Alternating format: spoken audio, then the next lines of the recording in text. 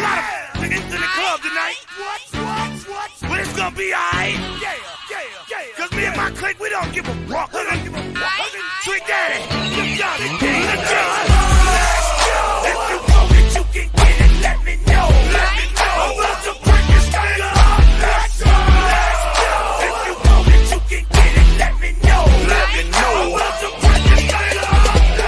If you want some, come get some. Welcome, wrestling fans, to FTW Future Focus. I am your not-so-humble correspondent, Robert Black, and we are joined by the entire FTW crew today, and we are in our nice little bubbles going into our show. Underneath me in bubble number 1, he is the silent but deadly man from Chicago, Illinois, and he has about as much use for women's wrestling as I have for championship belts that are 3 times their normal size. He is Marvelous Buckley. How you doing? All right, what's up, guys? It's good to hear from you, sir. In the middle of everything, as always, and en route to the studio at this time, he is the master of wine, women's song, and cigars, the president of Motown Wrestling Group on Facebook. He is Tony Motown Allen. How's it going? I'm doing good. Just got back from Chicago, actually a while ago. Got detoured on the way to the studios. I had to go to Bloomington, but I'm leaving Beantown, be back in the studio soon. And I'm doing 100 on the highway. If they're doing the speed limit, get the fuck out of my way.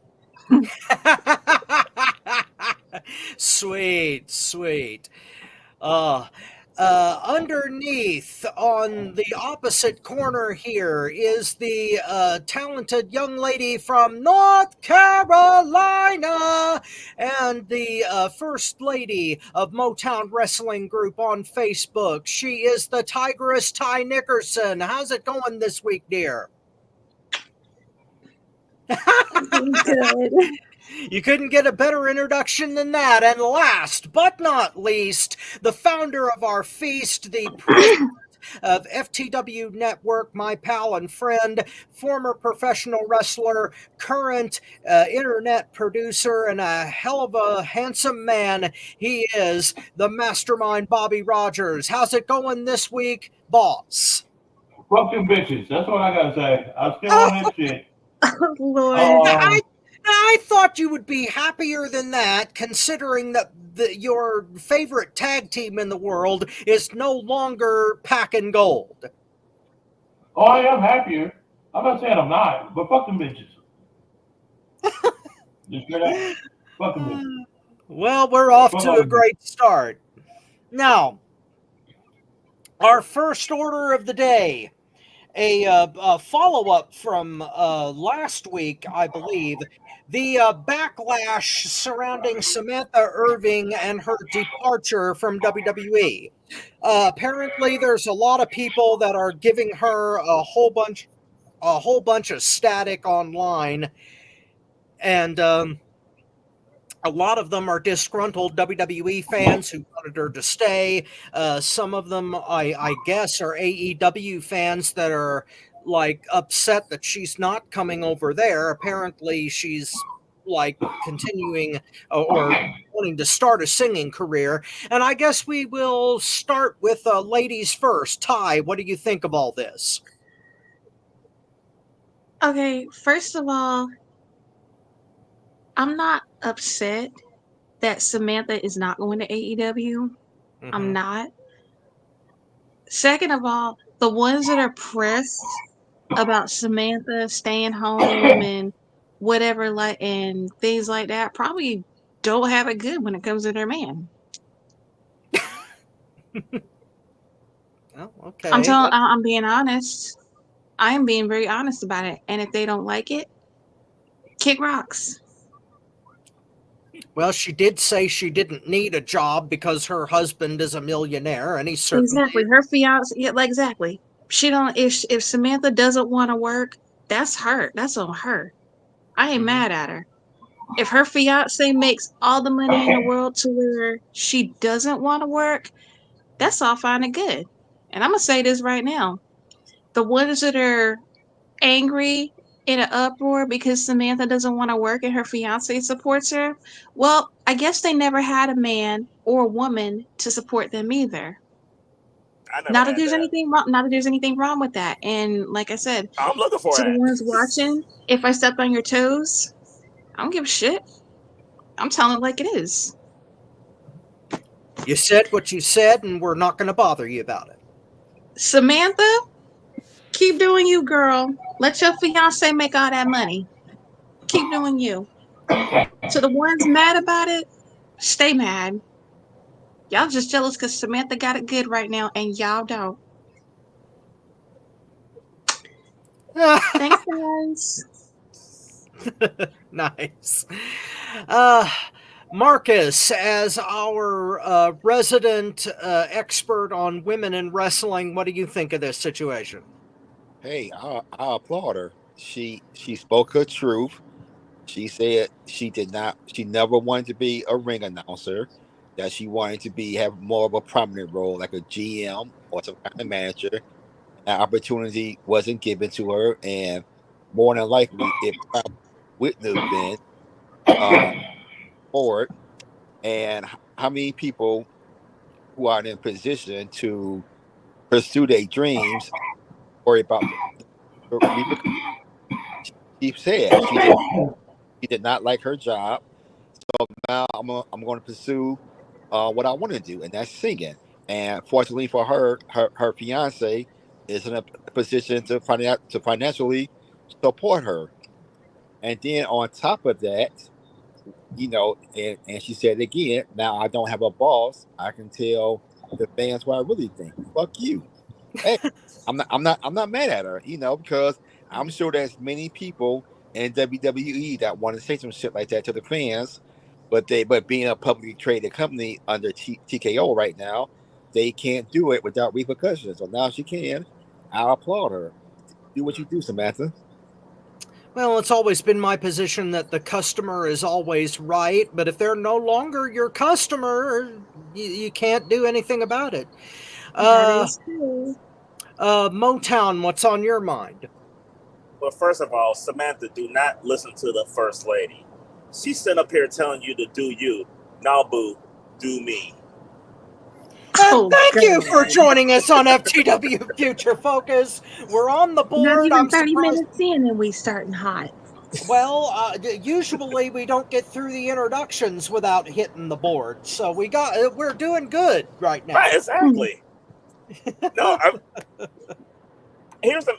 agree with everything y'all said, so I'm not even going to repeat what y'all said because y'all absolutely right. I agree 1,000% with you. But I just want to add this in. And the reason why she would never get another role like a GM or a manager, because she was such a good ring announcer.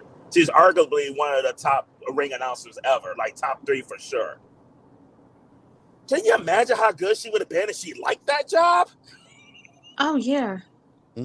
That's a good point. Yeah. I mean, I've done jobs that I didn't like, and I did not do them as good as that woman did. That's for goddamn sure. Mm-hmm. But no, I agree with all what everybody said. Y'all on point. I agree with everything y'all said though, as far as like her and the fans. I mean, yeah, I wish I could.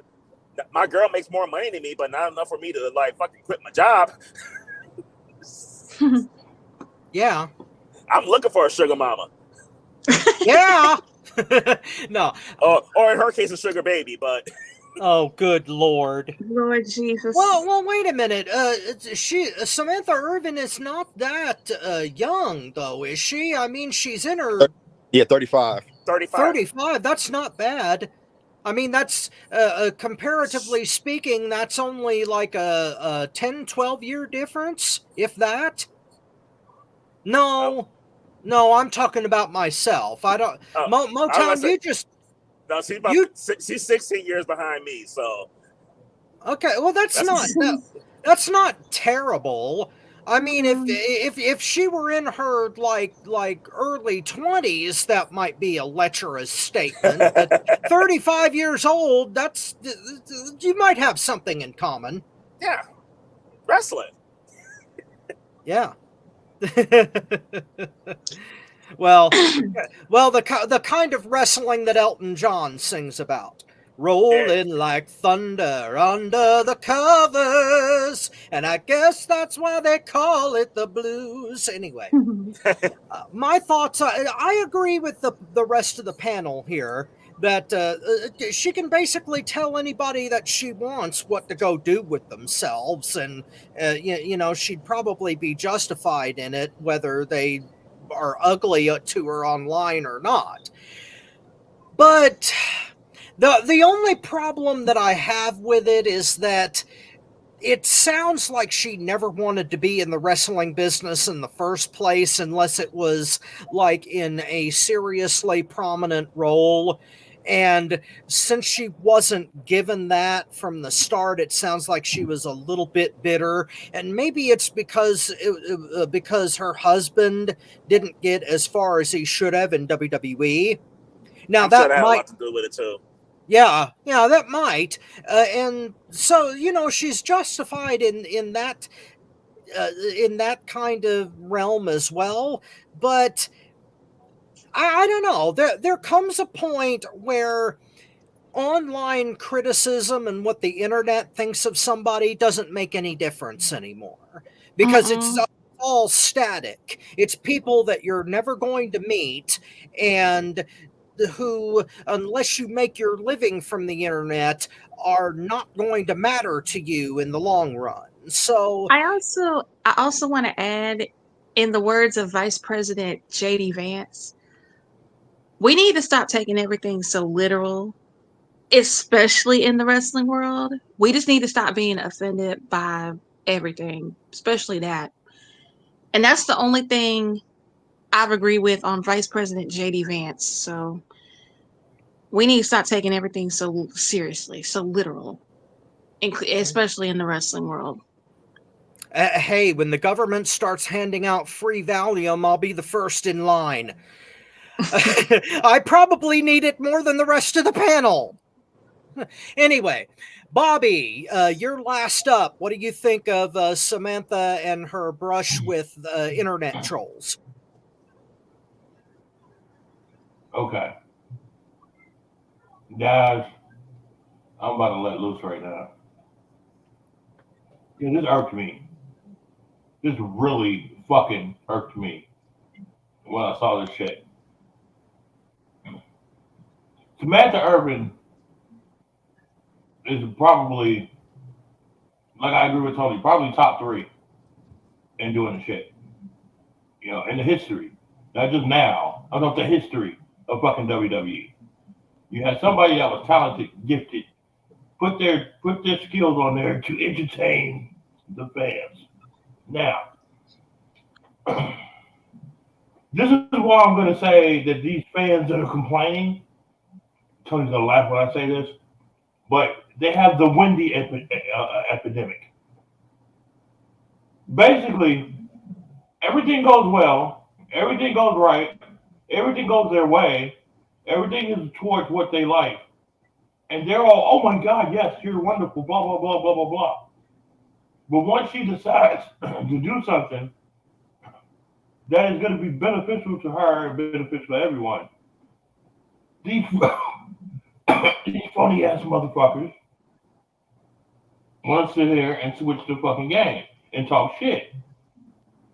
My thing is, if you thought she was shitty in the first place, you should have said something then. But no, you were swinging off her pussy hairs like you were Tarzan in the fucking forest.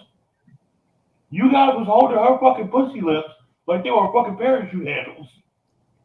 Thank you for joining us on Whoa. FTW Future Focus. Holy crap! Wow. Wow.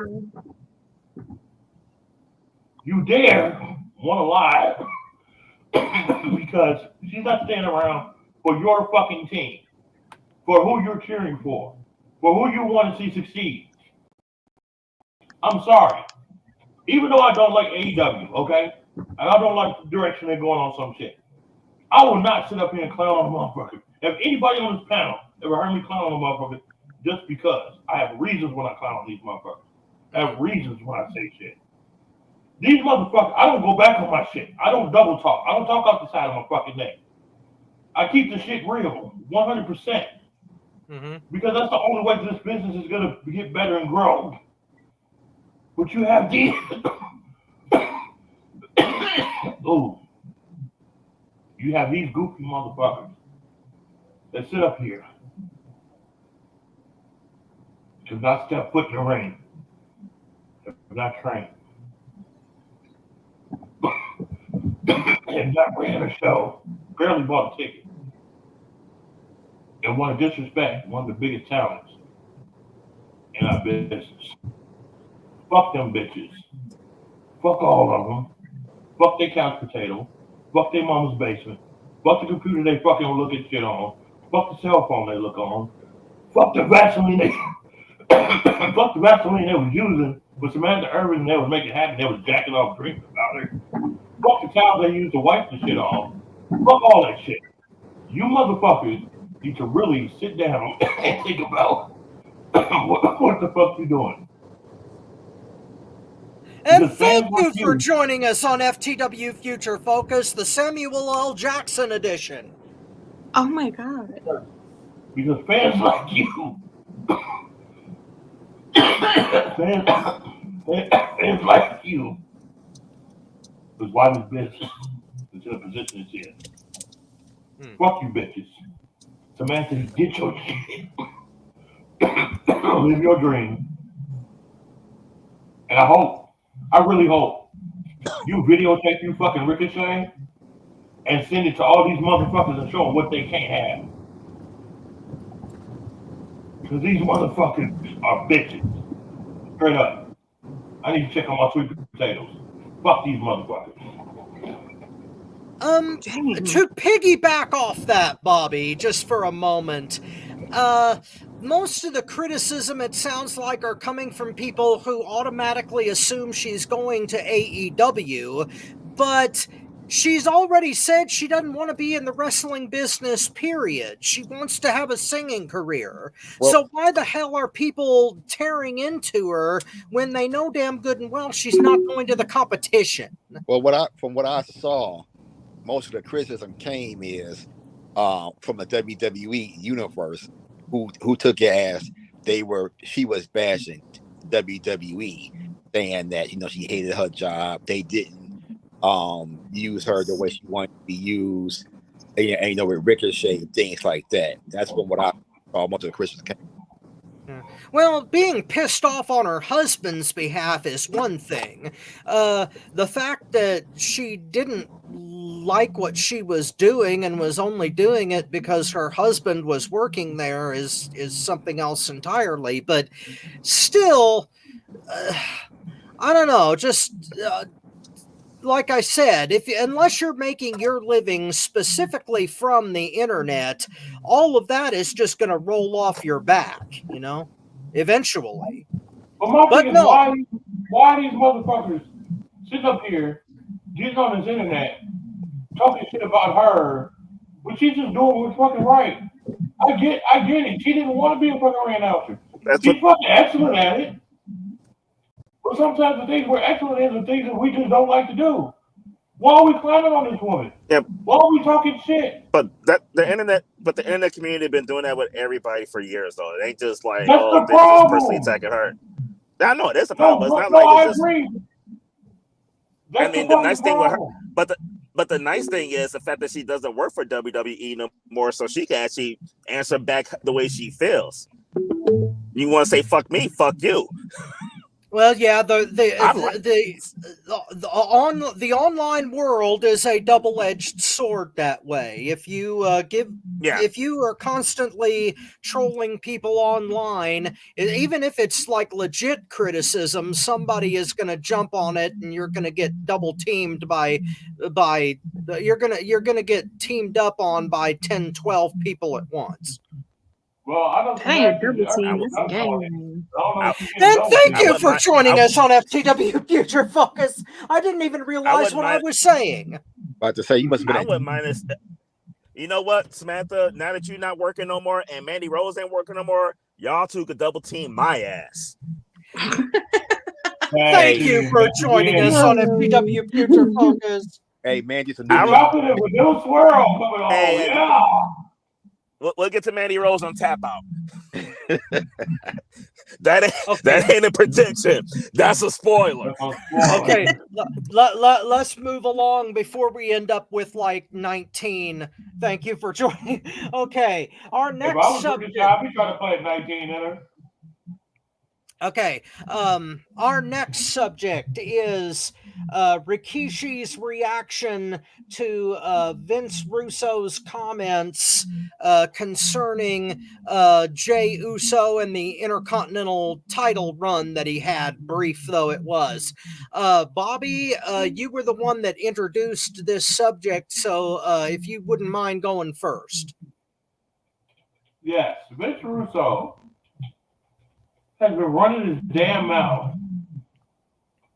And what happened was, basically, Rikishi sat up there and was talking about, Vince Russo talking shit. He was just talking mad shit about how Jey was just, on bullshit.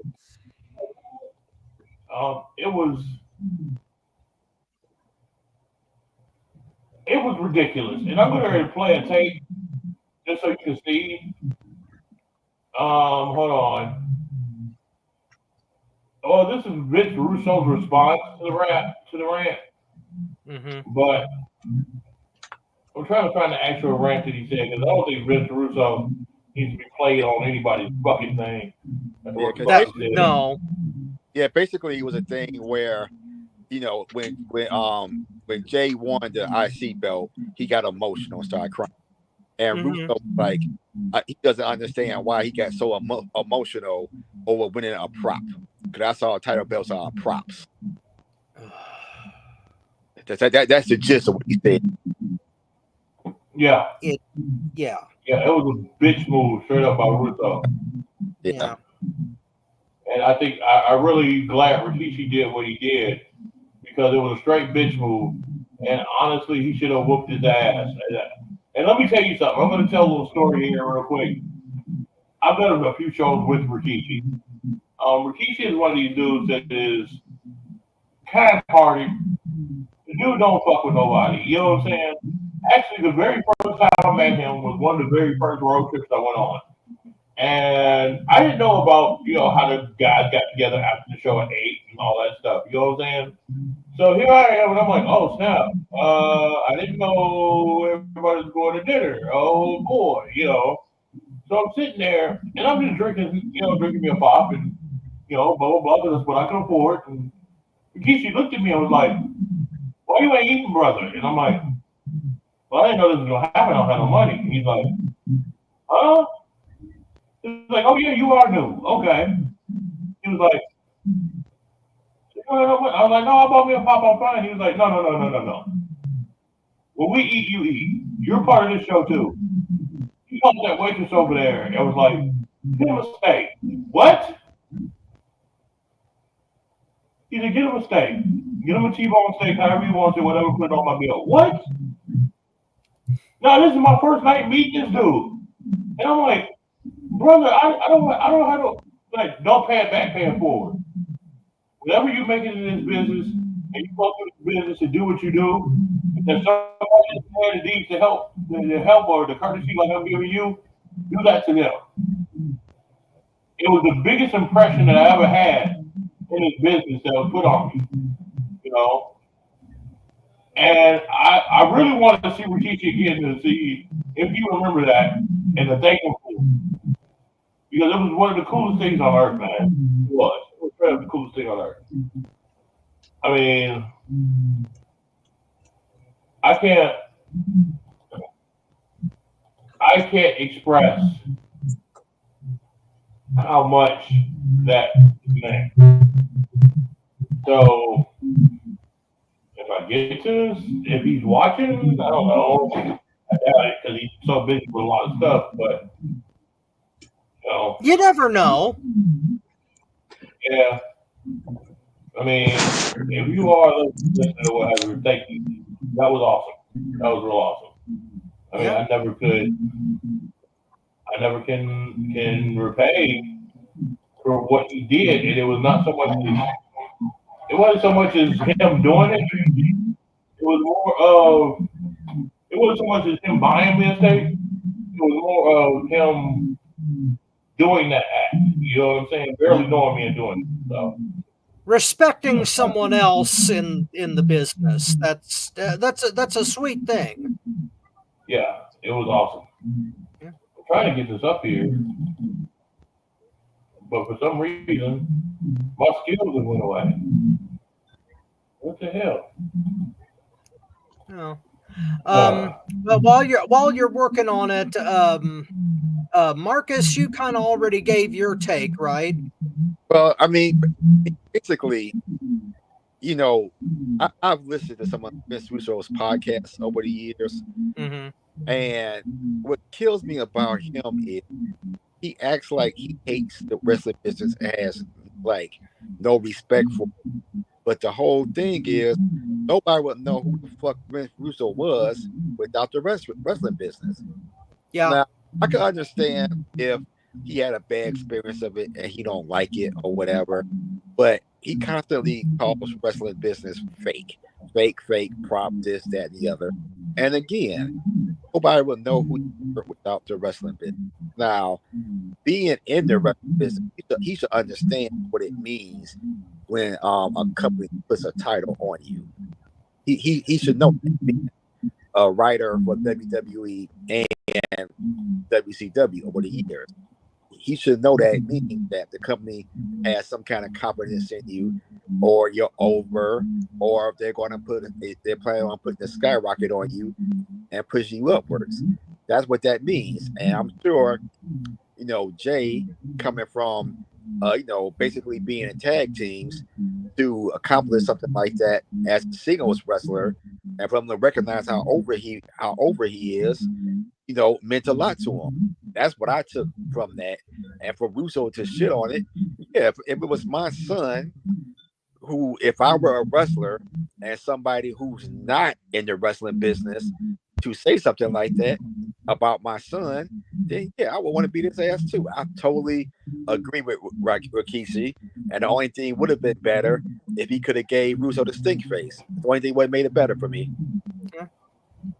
The future could be that bright. Ty, what do you feel? Normally, I don't listen to everything Vince Russo says. I feel like everything Vince Russo says is just pure asinine. It's just asinine. So I do agree with Marcus on everything he says regarding Vince Russo. But if I had a sibling that was in the wrestling world, I'd kick their ass too. I don't have kids in the wrestling world, but if I had a sibling, like a brother or a sister, or if I even had a cousin that was also in the wrestling industry, I'd kick their ass too. Where would Vince Russo be had he not existed in the wrestling industry? He wouldn't be anywhere near it. Well, like I said on the old school episode, he'd probably ended up in crappy reality television, and he probably would have ended up a multi-millionaire. Speaking of, yeah, he would have killed it. Speaking of killing it, we've got Michael Myers, who has disappeared our buddy Tony Motown Allen. I don't know if he has any thoughts on this subject, but I'm hoping that he will. Oh, Halloween. Wow. You scared the crap out of me. All right. I was supposed to say that earlier, but no, that's a whole nother story, though. Well, it was Halloween just 48 hours ago. Yeah, just passed. Yeah, we didn't even get a chance to mention it because it fell on a Thursday this year. Yeah. But Motown, what do you think about Mr. Russo and his ridiculousness? Okay, now I didn't catch. Okay, here's what I know about Vince Russo. Y'all let me know if I'm right or wrong. But Vince Russo basically criticized Jey Uso for being emotional for winning the championship, right? Well, he criticized Rikishi for crying when Jey Uso won the belt, which Oh, is yeah. he criticized Jake for crying after he won, and he said, "Where's he getting so emotional for when they just gave him a prop?" Oh, okay, yeah, okay. And Rikishi got pissed off, which is rightfully And so. rightfully so. Yeah. All right, here's my take on it. Fuck Vince Russo. I think, and I was coming in. I had to get set up, so I had to catch everything you guys said is her tie. So I don't know what everybody's point of view was on this, though. But it don't really matter because it's not gonna change mine. You're a fucking bitch, man. All the fucking money you made in the business, and to be a disrespectful little prick, bitch, faggot, motherfucker like you are, I just wish that you would fucking play. Somebody fucking hit you with a goddamn bus. Thank you for joining us on FTW Future Focus. Oh my God! This is what I think about Vince Russo. Yeah. Wow. I don't mean to have a Bobby moment, but Vince Russo attitude towards the business really pisses me off. Especially when you consider the fact that this little bitch made a lot of money in this business and gonna be a disrespectful prick towards the industry, towards the people that bust their fucking ass out there. We don't see you out there. Yeah, we did see you as a former world heavyweight champion, but you don't do the shit that these motherfuckers do in the ring. So how dare you insult these people? Mm-hmm. You have no right, Mr. Former world heavyweight champion. Now it's a fucking disgrace. If your fucking mother would have swallowed you, WCW might still be here today. Thank you for joining us on FTW Future Focus. I'm sorry I had a little Bobby moment, but that shit, but the Vince Russo shit really did piss me off. Oh, wait a minute. All right, I got it. Okay, Bobby found the actual footage here. Here we go. It's muted. Good. He should be permanent muted. No, this is Rikishi's response. Oh, my bad.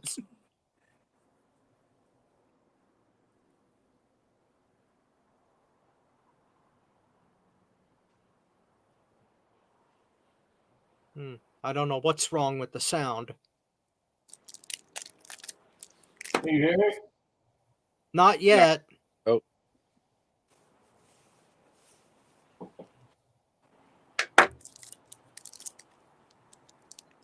Well, right now it's not even playing. Yeah, because they're talking about some other stupid shit on it.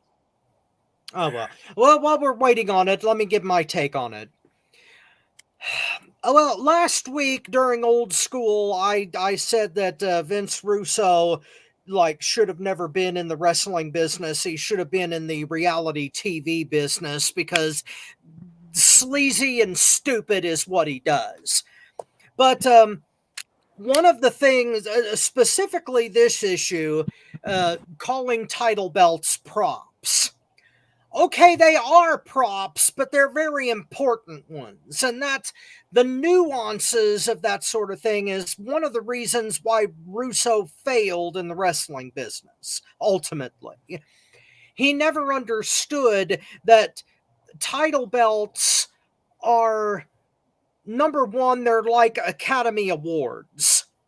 If you earn them in professional wrestling and are given the responsibility of them, it's a status symbol and a sign of trust by a promotion that says that you are a draw. They trust you to be a draw, and for however long you are a draw, they will put you on air. Secondly, titles are MacGuffins. In the world of storytelling, a MacGuffin is a desired object that creates the emphasis for a journey. And in professional wrestling, championships and the quest to be a champion fuels practically every storyline there is. You want to be the champion. To be the man, you got to beat the man. And that's what title belts are all about in wrestling. They're MacGuffins.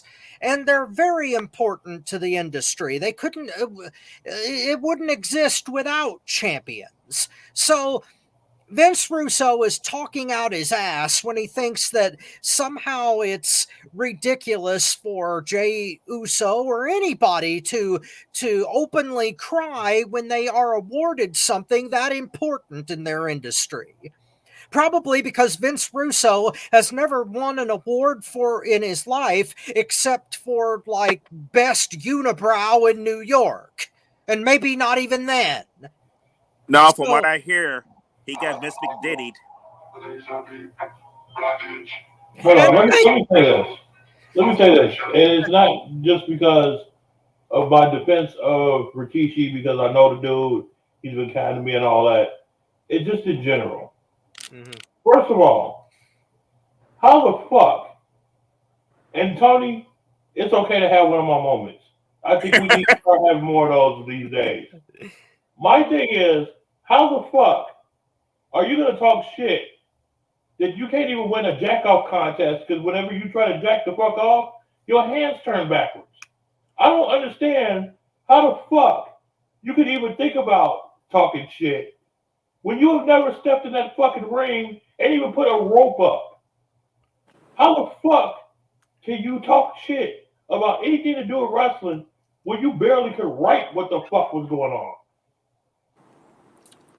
I don't know. I don't know. The man has a narcissistic mentality, and anything that he touches, he thinks turns to gold. It's a shit. Yeah, he's running the. Now, don't get me wrong. Now, okay, I'll give props is due. He's running a smaller federation in Denver, Colorado. That's doing well. I'll give him that. He learned from his dad. Yeah. He's behind the scenes in a place in Denver, Colorado. Sam Knight went there. Huh. I'll give him his props. Okay, you got something going off the ground after practicing it for 18 years.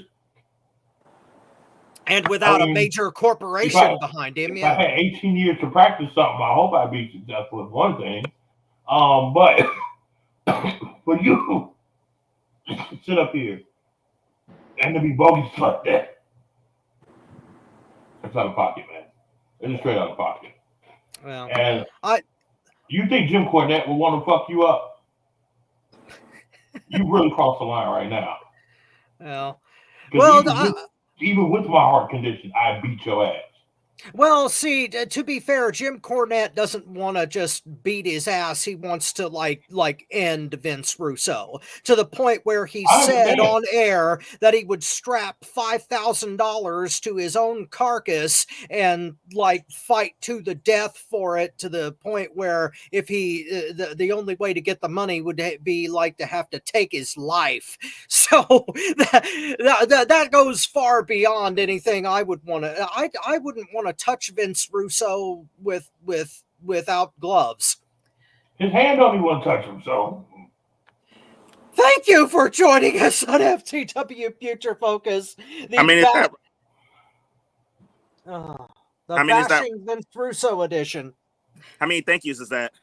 Right now we're at 8. Oh, okay. Yeah, that's the only man I know that got his neck off and his hand turned backwards. Oh, I don't even want to think about that. God. Hey, everybody watching, if you guys got an opinion about it and everything, share it in the chat. As far as this, Samantha, anything else we talk about, I'll share your comments. So make sure you leave your comments and everything. We'll read them on air. Tony's real good about that. So yeah, definitely put them on there and he'll read them because I ain't doing shit. Fuck that bitch. Yeah, just don't say anything that the Illuminati will exterminate us over. Okay, next subject. It looks like we are into our review time for Crown Jewel. Did everybody see it? Yes. Oh, okay. Made it to Chicago in time yesterday. Me and my mom got there like with 30 minutes left in the pre-show. We both watched it. Okay. Well, I saw it on the high seas, so yeah, that was last night, late night. So I'm caught up on it. Um, first, I don't have my glasses. Well, okay, I think I can see well enough, at least for the moment. First match of the night was Bloodline versus Bloodline, and let's have Ty start us off. What did you think? All right. So I did not first when I watched the review, I did the highlights for it. I didn't expect that match to be first. I was expecting it to be last. The only thing I wish it could have been a little bit better, but I didn't expect Sammy to run out there and intervene. I was hoping maybe, Zilla for two or Talatanga to step in, but I didn't expect Sammy to do it. This match for me gets a 3.25. Okay, fair enough. Marcus. The theme of this pay-per-view for me was a letdown. I didn't find almost any of these matches great. I gave this match a 2.25. I mean, the only thing to me that made it good was that Solo beat Roman almost pretty much clean, which I wasn't expecting. I mean, Solo really is this win after getting pinned pretty clean a couple of times by Cody, and just Roman beating his ass. To be the tribal chief, I think Solo needed this to legitimize him. I don't know, it's just a couple of botches. They were kick out where Roman didn't kick out, and the referee had to hesitate. Yeah. He just he here to count. But And Michael Cole thought it was over then. yeah, like I said, for me, this match was just a letdown. I don't know. It's just like, hey, we over here in Saudi, we got our money. I mean, this is kind of like just a money pay-per-view. It's not much into the overall product, so we just gonna chime in. That's what I felt like. So I gave 0.25. Okay, I've got to go next because I don't know what it is, but lately with you and me, Marcus, you have been rating matches that I don't like lower than I am. I don't know how that is happening. You're I call myself Mr. No Fun, but you are low rating stuff lower than me. I gave this match 2 3/4. Plus, The reason being that Tama Tonga and who else was in the match? Jacob Fatu. Yeah, Jacob Fatu. They showed out along with Jimmy and Jey. If it had just been those four in this match, it probably would have been a hell of a lot better. But since they had to carry Roman and Solo over the finish line in a 6-man tag, it drug it down. I mean, you had the pace was slow as hell, which we criticized it before. Plus, it was also a scramble match for a 6-man tag, so it had all the problems of that. And we'll talk about that later. But yeah, I would have rather have seen the younger guys go than have all of the storyline stuff. And I didn't even take into account all of the extracurricular stuff with Sammy after the bell rang. And I didn't think it added too much to it anyway, because it's just an extension of the bloodline drama that we've been having for 2 years. So 2 3/4, and most of that goes to the younger Samoans. Motown, what'd you think? I wasn't in love with the match, but I did rank it higher than you guys. I gave it a 3. I think Ty gave it a 3 as well, so I think I'm on point with her. It was okay. It wasn't spectacular. I didn't think it was a smart decision to have him go first. I mean, I get you want the Crown Jewel Championship to be the last match, but I think it should have been later in the card just for the simple fact that it was really the only match that fed into TV storylines for a while that really had any kind of interest. Like, a lot of the card is just thrown together for Saudi. Like, this wasn't a Saudi match. This was like, hey, y'all been building towards this. So this was probably the only match I was actually interested in. And to lead off with that, I think I would have been happier with the exact same match later in the card, especially with Solo winning. I thought it was a brilliant move. I thought it was a gutsy move, to be honest with you. I mean, with this being in Saudi, I think Roman's going over. The fact that you had Solo win was huge, in my opinion. Definitely a good decision on that. And I really think the way it's going, I mean, and like Marcus said, I mean, it wasn't even like a all-out like screw job win. It was like, no, he beat Roman. Yeah. It was a scramble match. He beat him. Well, actually, he beat him twice because Marcus is right. That count was Jimmy missed his cue to break up the count. And the miscue kind of was almost like a spoiler, in my opinion, because as quick as it happened and as quick as Michael Cole was selling Solo winning, beating Roman, I thought it was a miscue and we're going to get that same finish later. Mm-hmm. Yeah, exactly. Because Michael Cole instantly reacted to it. So it was like Cole knew what was going to happen as far as the results of the match, in my opinion. It kind of spoiled it a little bit, but still a pretty decent match, but it should have been later in the card. I mean, especially this card. You could have started with the women's Crown Jewel match, ended with the men's Crown Jewel match, and then threw all this other shit in the middle, in my opinion, though. But I gave this one a 3. Okay, we'll get there. We'll get there. Bobby, you get the last word on that match.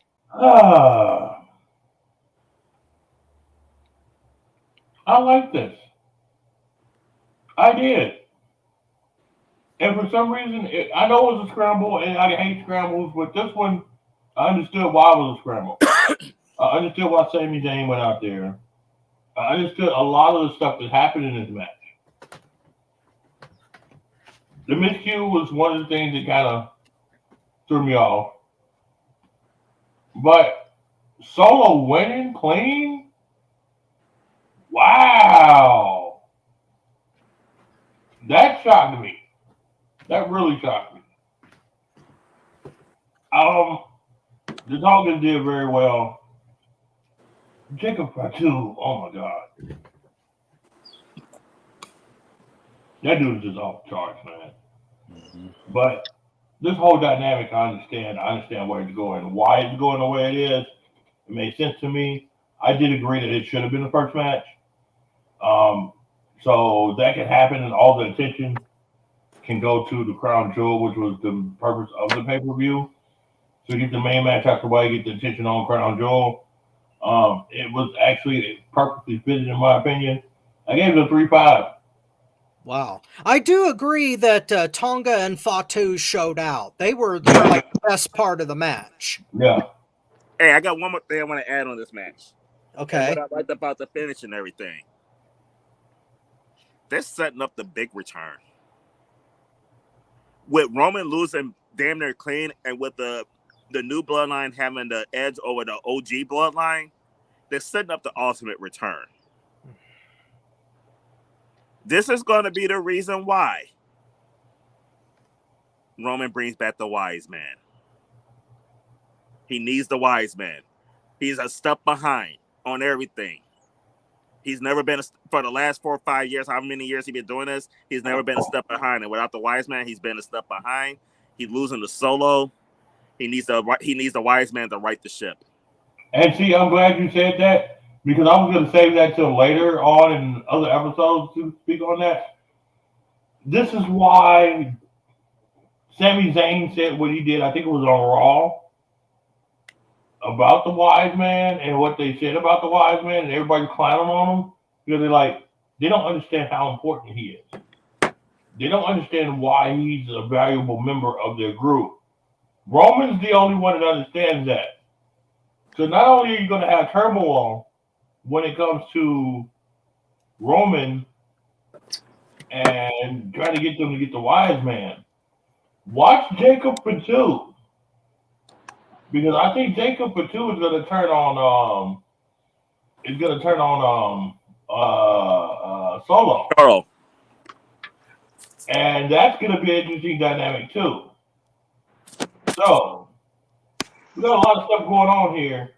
It's just I think they're only on chapter 3 and it's going to chapter 8, so Cool.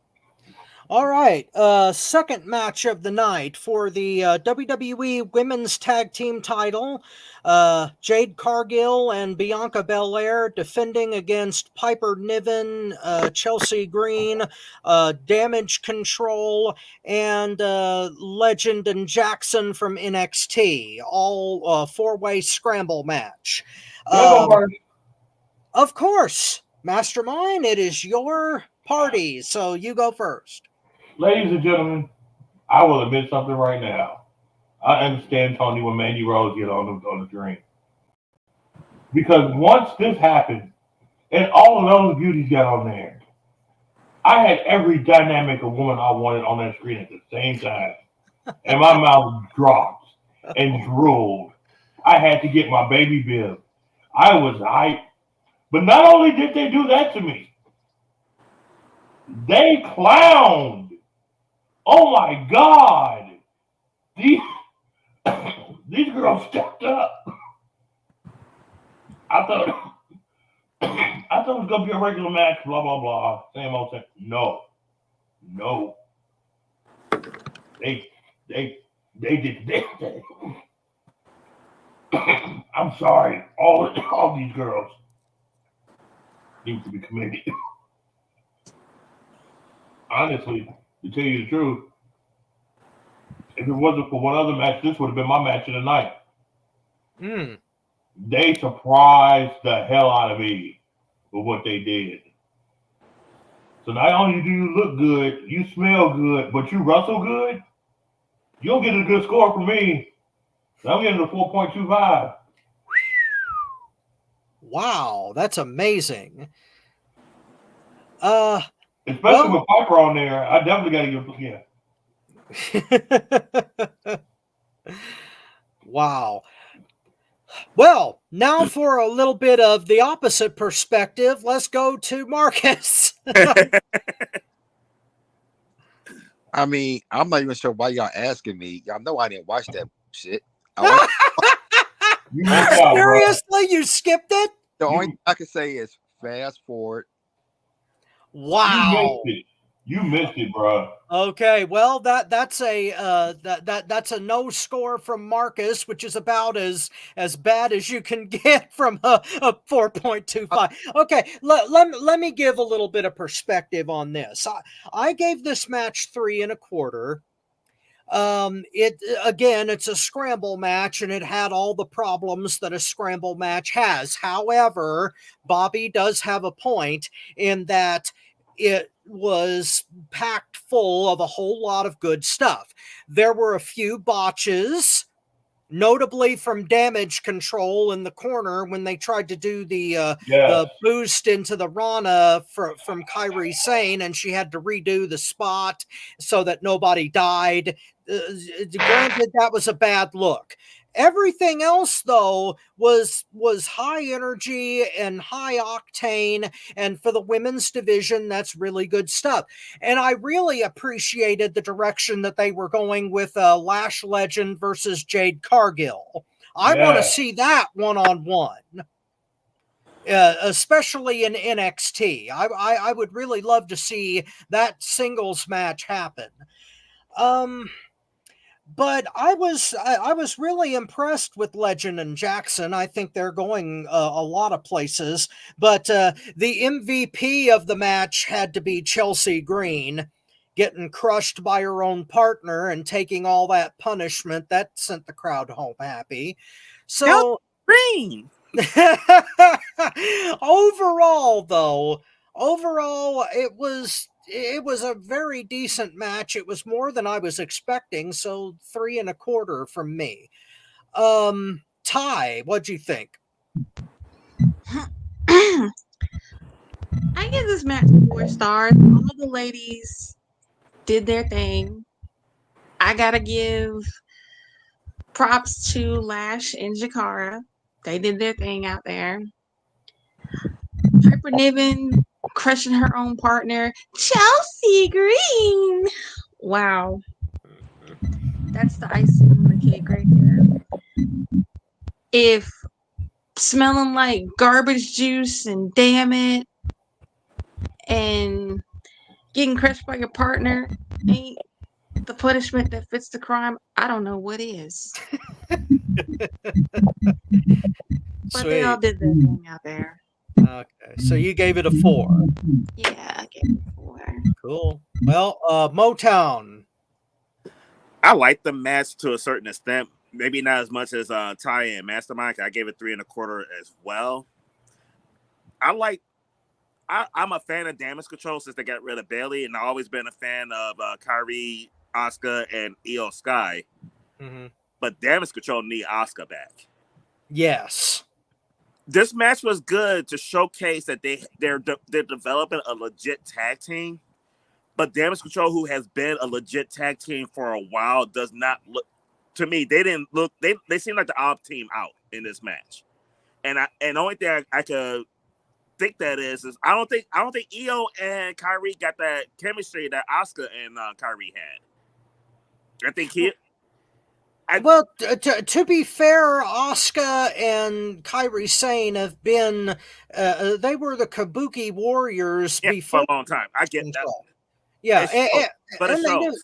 They knew each other for a long time. I would much rather them do singles until Asuka come back.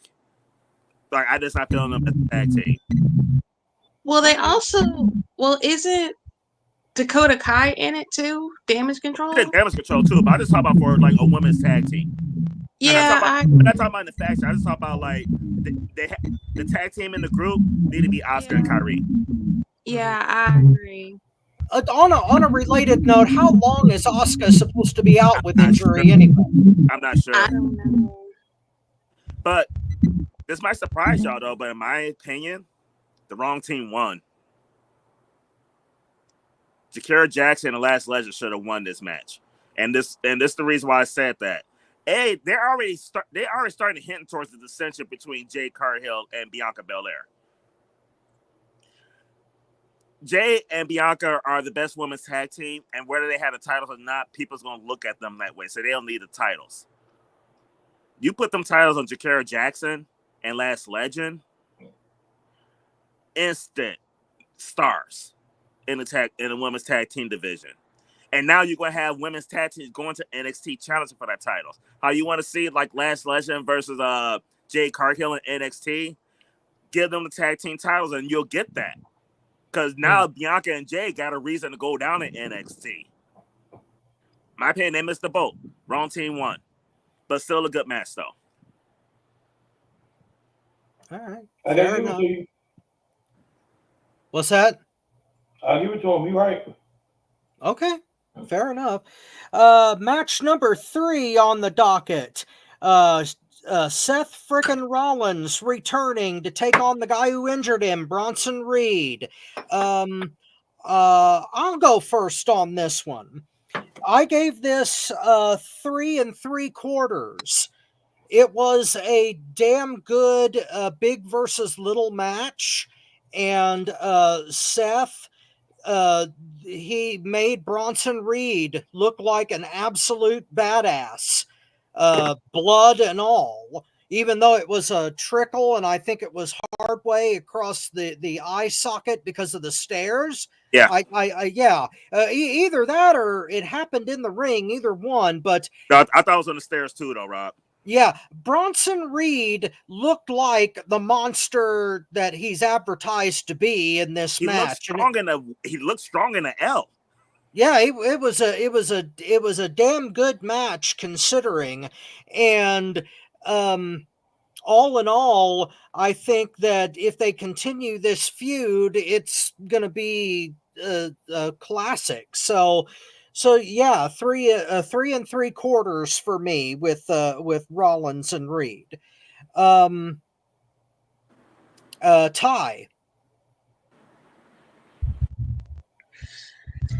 5 stars. Oh wow! Wow. The reason I give this 5 stars is because before they even had their match on the Fallout of Crown Jewel, no, not Fallout Crown Jewel, the Go Home show before Crown Jewel on Raw, Seth looked like he wanted to beat Bronson Reed's behind. He's like, forget this. I don't want to wait till Crown Jewel. It's on site. These set actually, let me die. No, I give this a 5-star match because the feud between Seth and Bronson Reed just boils over like a pot of rice on the stove. Nice. Do I see this continuing? Maybe. If Braun comes back, maybe he and Reed can pick up where they left off feud-wise, but I was definitely feeling the feud, but y'all opinions might be different. Y'all might agree with me, y'all might not. It doesn't matter, but everybody has a different perspective on it. All right. Motown. I really enjoyed this match, and I gave it 5 stars. I gave it 4.5. I thought this was probably the best match of the night, in my opinion. Cool. And you're absolutely right, Rob. Seth was on one in this match as far as like getting Bronson over. But he's really just getting eyes on Bronson Reed because another reason why this shit worked is Bronson Reed worked his fucking ass off in this match. Yes. Them two can tangle anytime, in my opinion. And I'm really impressed with this match because, in all honesty, and I say the Bloodline was the only legit feud going into here, but this was a feud going in that had nothing to do with Crown Jewel. But it was a feud that I was kind of like, yeah, whatever about. But I went from like, whatever on them wrestling to like, I hope they continue. I don't want Braun Strowman to come back and Bronson Reed got to tangle with him. No, let's carry this shit out a little bit more with him himself. I think they found something with it. Yeah, the stuff they were doing off the ropes was amazing in that match. Yes. Given Reed's size, and they were talking it up during the match on commentary. Exactly, yeah. yes. So I would love to see them do it again, though. And shout out to Seth freaking Rollins. The man's a little confused, being married to a man and all. But he actually looked like a dude in this one. My mom even pointed out, like, wow, he ain't dressed like a... Okay, I was going to Motown it up, though. But he's like, wow, he ain't dressed like a woman. Thank you for joining us on FTW Future Focus. Yeah, Rob. He wasn't dressed like a bitch. And you know why? Because that unemployed bitch ain't bringing no money in, so she's no longer the man of the household. Oh, good. He reached in Becky Lynch's purse and grabbed his nutsack, and thank you, Seth, for taking your manhood back from that bitch. Thank you for joining us on FTW Future Focus, the pegging edition. Oh, good God. I'm happy that Seth Rollins is identifying as a man again. Oh, God.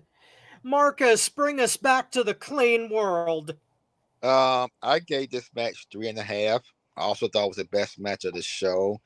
I thought that Reed looked very good in a loss, even though I was hoping I thought he needed to win this match to carry this one.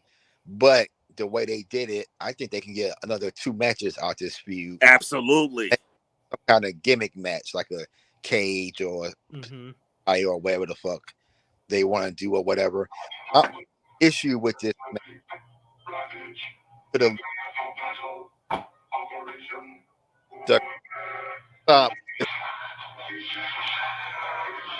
and the lead into this, and want to be my tap out, but I changed my mind, was Seth curb stomped Reed onto the hood of a car and just stood up. Okay. I cried bullshit. Then on the drop off the top rope, Seth kicked, and on the curb stomp, Reed kicked out. Again, both those are finishing moves, shouldn't be get kicked out of.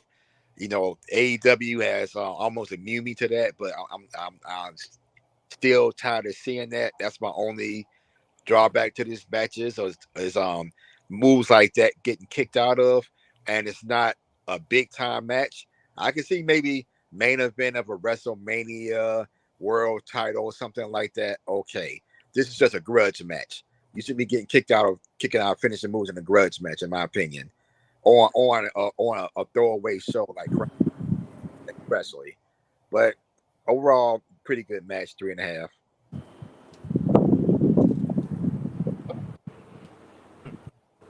Sorry, had to mute my mic there for a second. I had to sneeze.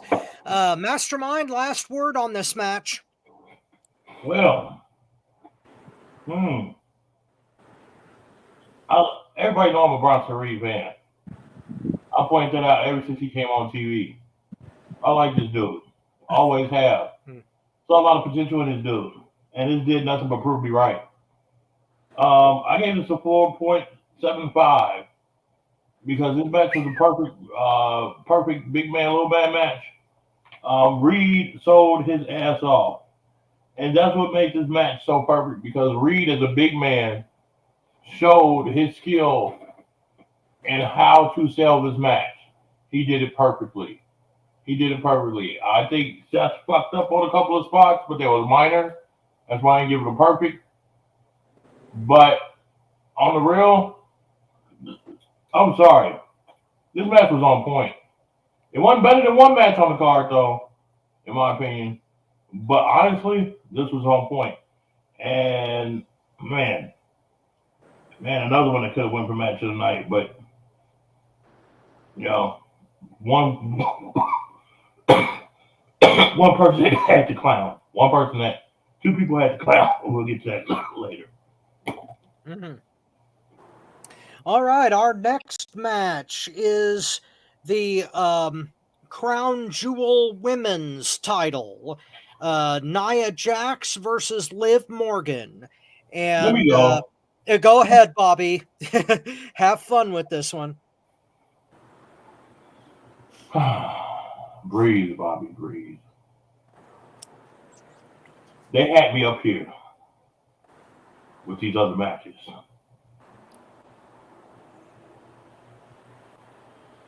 Then they fucked up. How the fuck Liv Morgan win this shit? I don't give a fuck about interference. Fuck Liv Morgan. The belt is too big for her anyway. We'll get there. We'll get there. Oh, dear God. Oh, my God. This irritates the fuck out of me. Mm-hmm. There is no way in hell Liv Morgan would... I don't give a fuck if Godzilla came out the fucking desert. Should have beaten Nia Jax.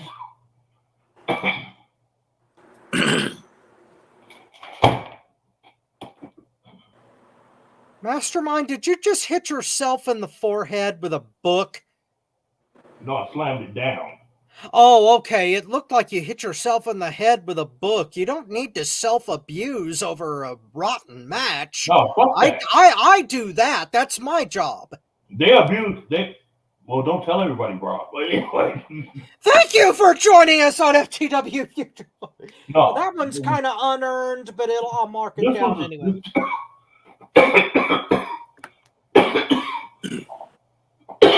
This is a match that you could tell that the Saudi prince picked out the winner. This was all the Saudi prince. This is what he wanted. 1.25. Wow. I know Marcus normally go next, but can I go next?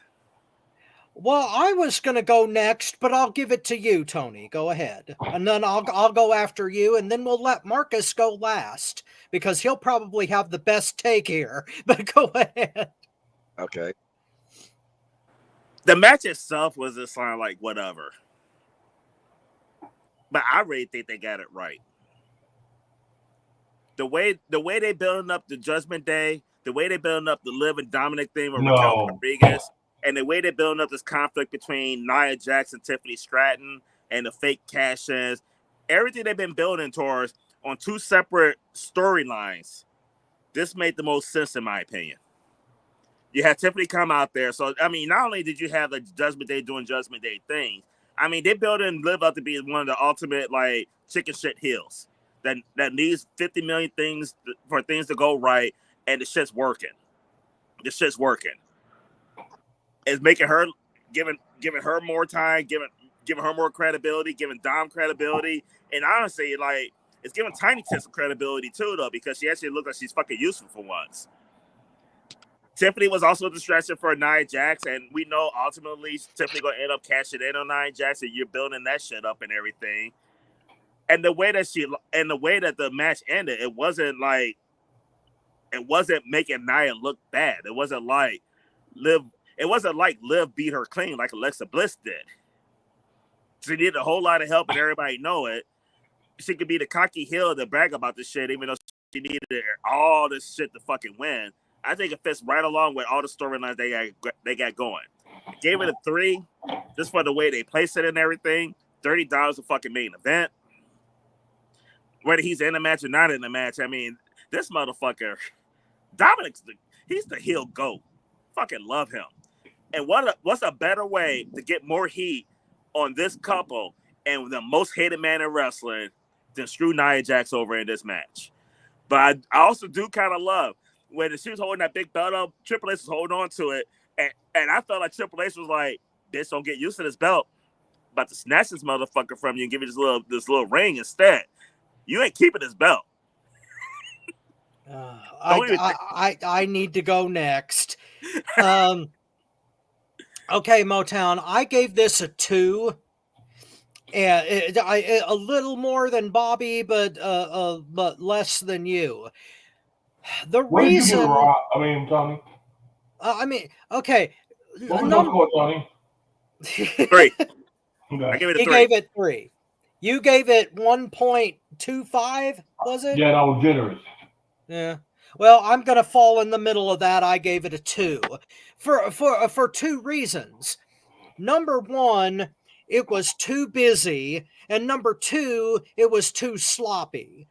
They did have a lot of shit going on in there. Oh my God! Did have I'm sorry, but Liv and Nia have no chemistry in the ring whatsoever. Which is why I think Busy worked on this.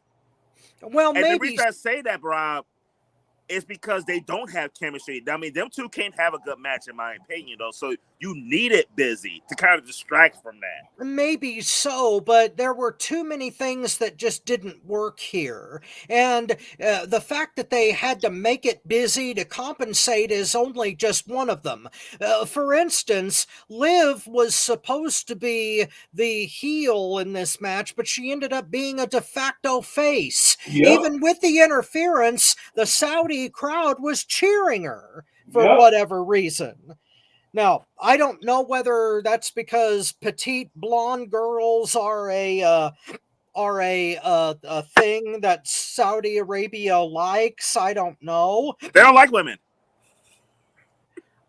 I don't know about that. I'm not a cultural expert on Saudi Arabia. You can see the celebrations. The Saudis were in the ring with Cody one. They weren't in the ring with fucking Liv one. They were cheering Liv, though, which is just weird considering the area they were coming from. Plus, it was heel versus heel technically, so that dynamic didn't work too well. And I don't know. It just, all of the stuff teasing Stratton and it's become cliche at this point. I realize that they're trying to drive the point home that she's going to cash in on Nia eventually, but my God, do they have to do that every 30 fucking days? Every time Nia gets in the ring, they tease this shit, and I'm getting tired of it, frankly. So, you know, it was just too damn busy, and there was no chemistry between them. So, you know, as much heat as Dom brings, and as much as much as they tried, I couldn't give it any more than a 2 out of good conscience. Ty, how did you feel?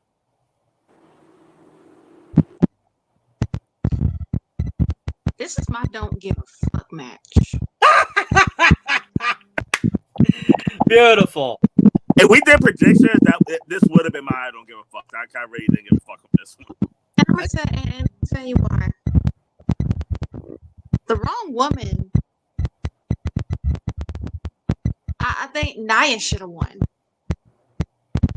I'm sorry. I think Nia deserved the win more than Liv did. Huh. And I ain't seen that much lack of chemistry. God no, I don't know.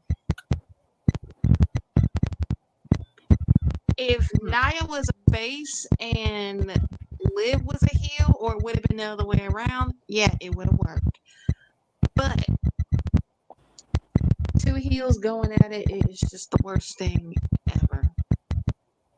In this particular case, yes. Okay. They weren't the right 2 heels to have heel versus heel. One of I mean, they had this. It's like they had this idea to put 2 champions against each other and everything, though. But it's like, but you didn't have the right champions going into this. Yeah. It was a bad match going in. If you're gonna do heel versus heel, Tiffany should already cast in on Nia. It should have been Tiffany Stratton versus Liv Morgan. Yeah. As for Tiffany trying to cash in on Nia, look, either you gonna cash in or not. Either you gonna cash in on Nia. Stop teasing it every time Nia's in a match and you come out there and cash in, girl.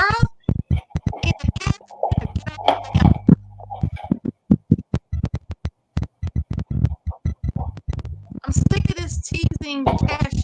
Tiffany's gone ahead, cash in, gone by her business, and just end it. That's my I don't give a shit match. I said what I said. Don't argue with me. Argue with your mama in the comments. Well, Marcus, we left you for last so that you could skin the pig, so please do. I love bacon. Yeah. I thought I was gonna have a low score, but I gave this 1.5. Whereas with Seth and Reed was an example of how a big versus small could be good. This was an example of how big versus small could be terrible. Because to me, when you have such a size difference, the smaller wrestler has to be a good worker, and we all know Liv cannot wrestle at all. She's not a good wrestler, and I think this is why part of the reason that led to this match so bad, and why all the outside interference, other stuff, compensated for the match. Because I think when they were rehearsing this match, Triple H and everybody else could see this is going to be a shit match, so we got to have some other stuff into it. I mean, as you all said, they had no chemistry at all. I mean, I didn't care who won the match personally. Didn't Liv, yeah, because the title don't mean shit. I didn't care either way for it. But this was just definitely the worst match of the night that I saw. I didn't see the scramble match, so I imagine that was probably terrible too. Yeah. But I didn't. I'm not going to comment on it, but this was just a bad match. Period. I mean, no chemistry at all. Liv couldn't lead Nia. Oh, she didn't even do a good role as being a chicken shit heel running from Nia the whole match. I mean, I would have either rather have seen that. I mean, it was just this match was nothing. I wish I would have took my piss during this match, but I already emptied myself out during the scramble already. So You did pick the wrong women's match for the piss break. yeah, I definitely did. Well, 1.5. That's why we love you, Marcus. Yeah. Okay, match number 5. Randy Orton versus Kevin Owens. And I'm going to go first on this one because... Wait, this wasn't even a match. Yeah, exactly, and that's why I'm going first, because this was my worst match of the night, because there wasn't a goddamn match. It was just an attack before the bell, and they went through the table, and it was over. It was, why bother having this at all if they weren't going to have a match and they were just going to go out there, screw around, and then make room for the rest of the card? I mean, granted, that was probably a good thing, but we could have had a great hardcore match or something, or between Orton and Owens. I mean, why even bother having them fly out if this was the only shit you were going to do with them? Anyway, no rating for this match because there was no match. They don't deserve it. It was just a random brawl that doesn't need a rating. Given that, does anybody else want to give this a rating or even comment? For you, Rob. Okay, because I didn't know we were rating this bullshit because... Well, I'm just mentioning it because it was there. If you don't want to rate it, then don't. This was a scheduled match. I agree wholeheartedly with you. This was fucking bullshit. Yeah.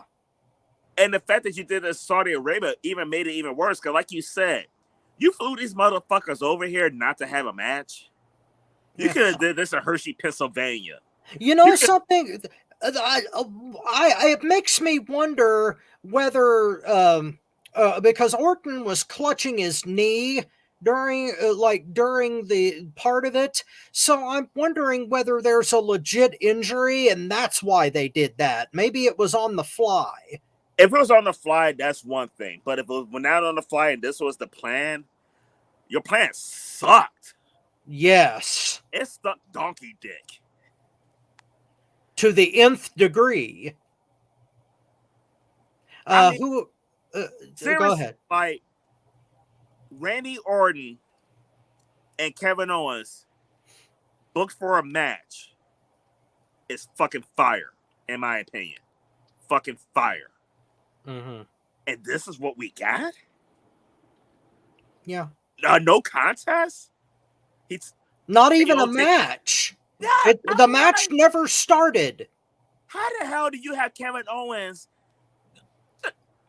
If you're going to do that shit, it should have been the last match. It should have been Liv Morgan and Nia Jax. Been no match and no winner and everything. Of course, they can't do that because we got to have a crown jewel champion to hold up this belt that weighs more than Liv Morgan. This was a disgrace. Because they hyped this too good not to have a match. I was fucking fired up for this match. Randy Orton's promo with Triple H, I'm trying to save you. I'm trying to protect you. I ain't looking out for him. I'm looking out for you. And then Randy Orton's like, come from the same man that threw me through my dining room window and whooped my ass in my own goddamn house. I was hyped for this. And you got two guys, two of the best wrestlers on the card. I mean, I put both of them ahead of your world champion Cody Rhodes as far as in-ring work. And we get this. Fuck y'all. Yeah. Well, and I am going to rate this motherfucker because I'm going to give it a -1. Fuck y'all. Well, I mean, I just... even the balcony senton through the table wasn't enough to save this. Who else wants to chime in? I didn't. Okay, go ahead. I didn't.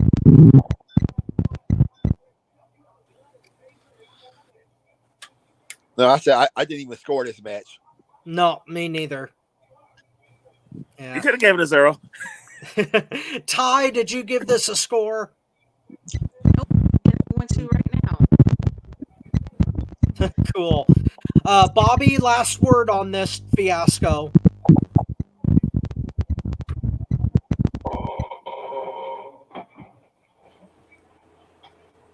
Bobby?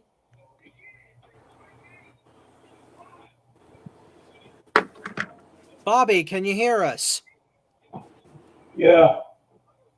Yeah, what did you think of this? This match? It wasn't a match. That's our whole point. That's what I'm saying.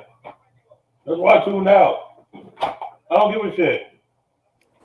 I don't give a fuck. Fuck this shit. Don't blame you. All right. What's the use? What's the use of even talking about it? Exactly. Well, I wanted to talk about it exactly for that reaction.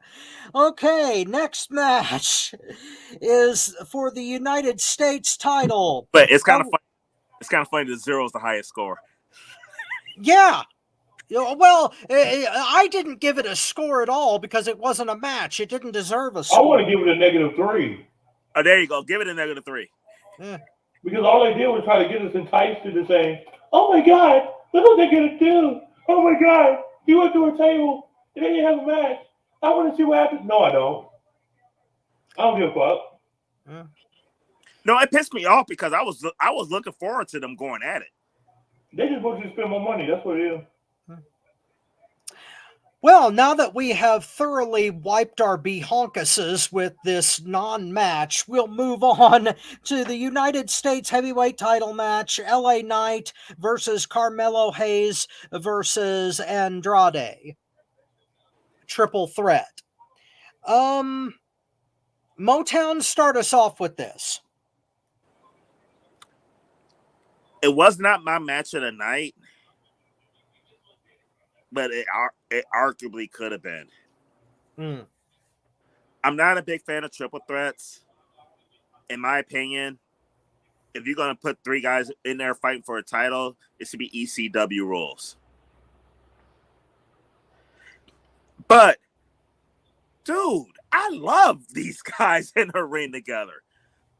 I was really hoping that it was going to be a one-on-one match with LA Knight versus one of them. And I was really hoping it was going to be Carmelo Hayes. I think Carmelo Hayes, LA Knight would have been a phenomenal one-on-one match. But they had Andrade in there. Andrade could go. You got 3 guys that can go. This match has some good spots, good chemistry. I like how these guys work together. I thoroughly enjoyed this match from beginning to end. I'm happy LA Knight won. He could have dropped the title to Carmelo, and it wouldn't have hurt him. But I am happy. I mean, this is one of those matches I wouldn't have been mad who won. Wouldn't have been mad.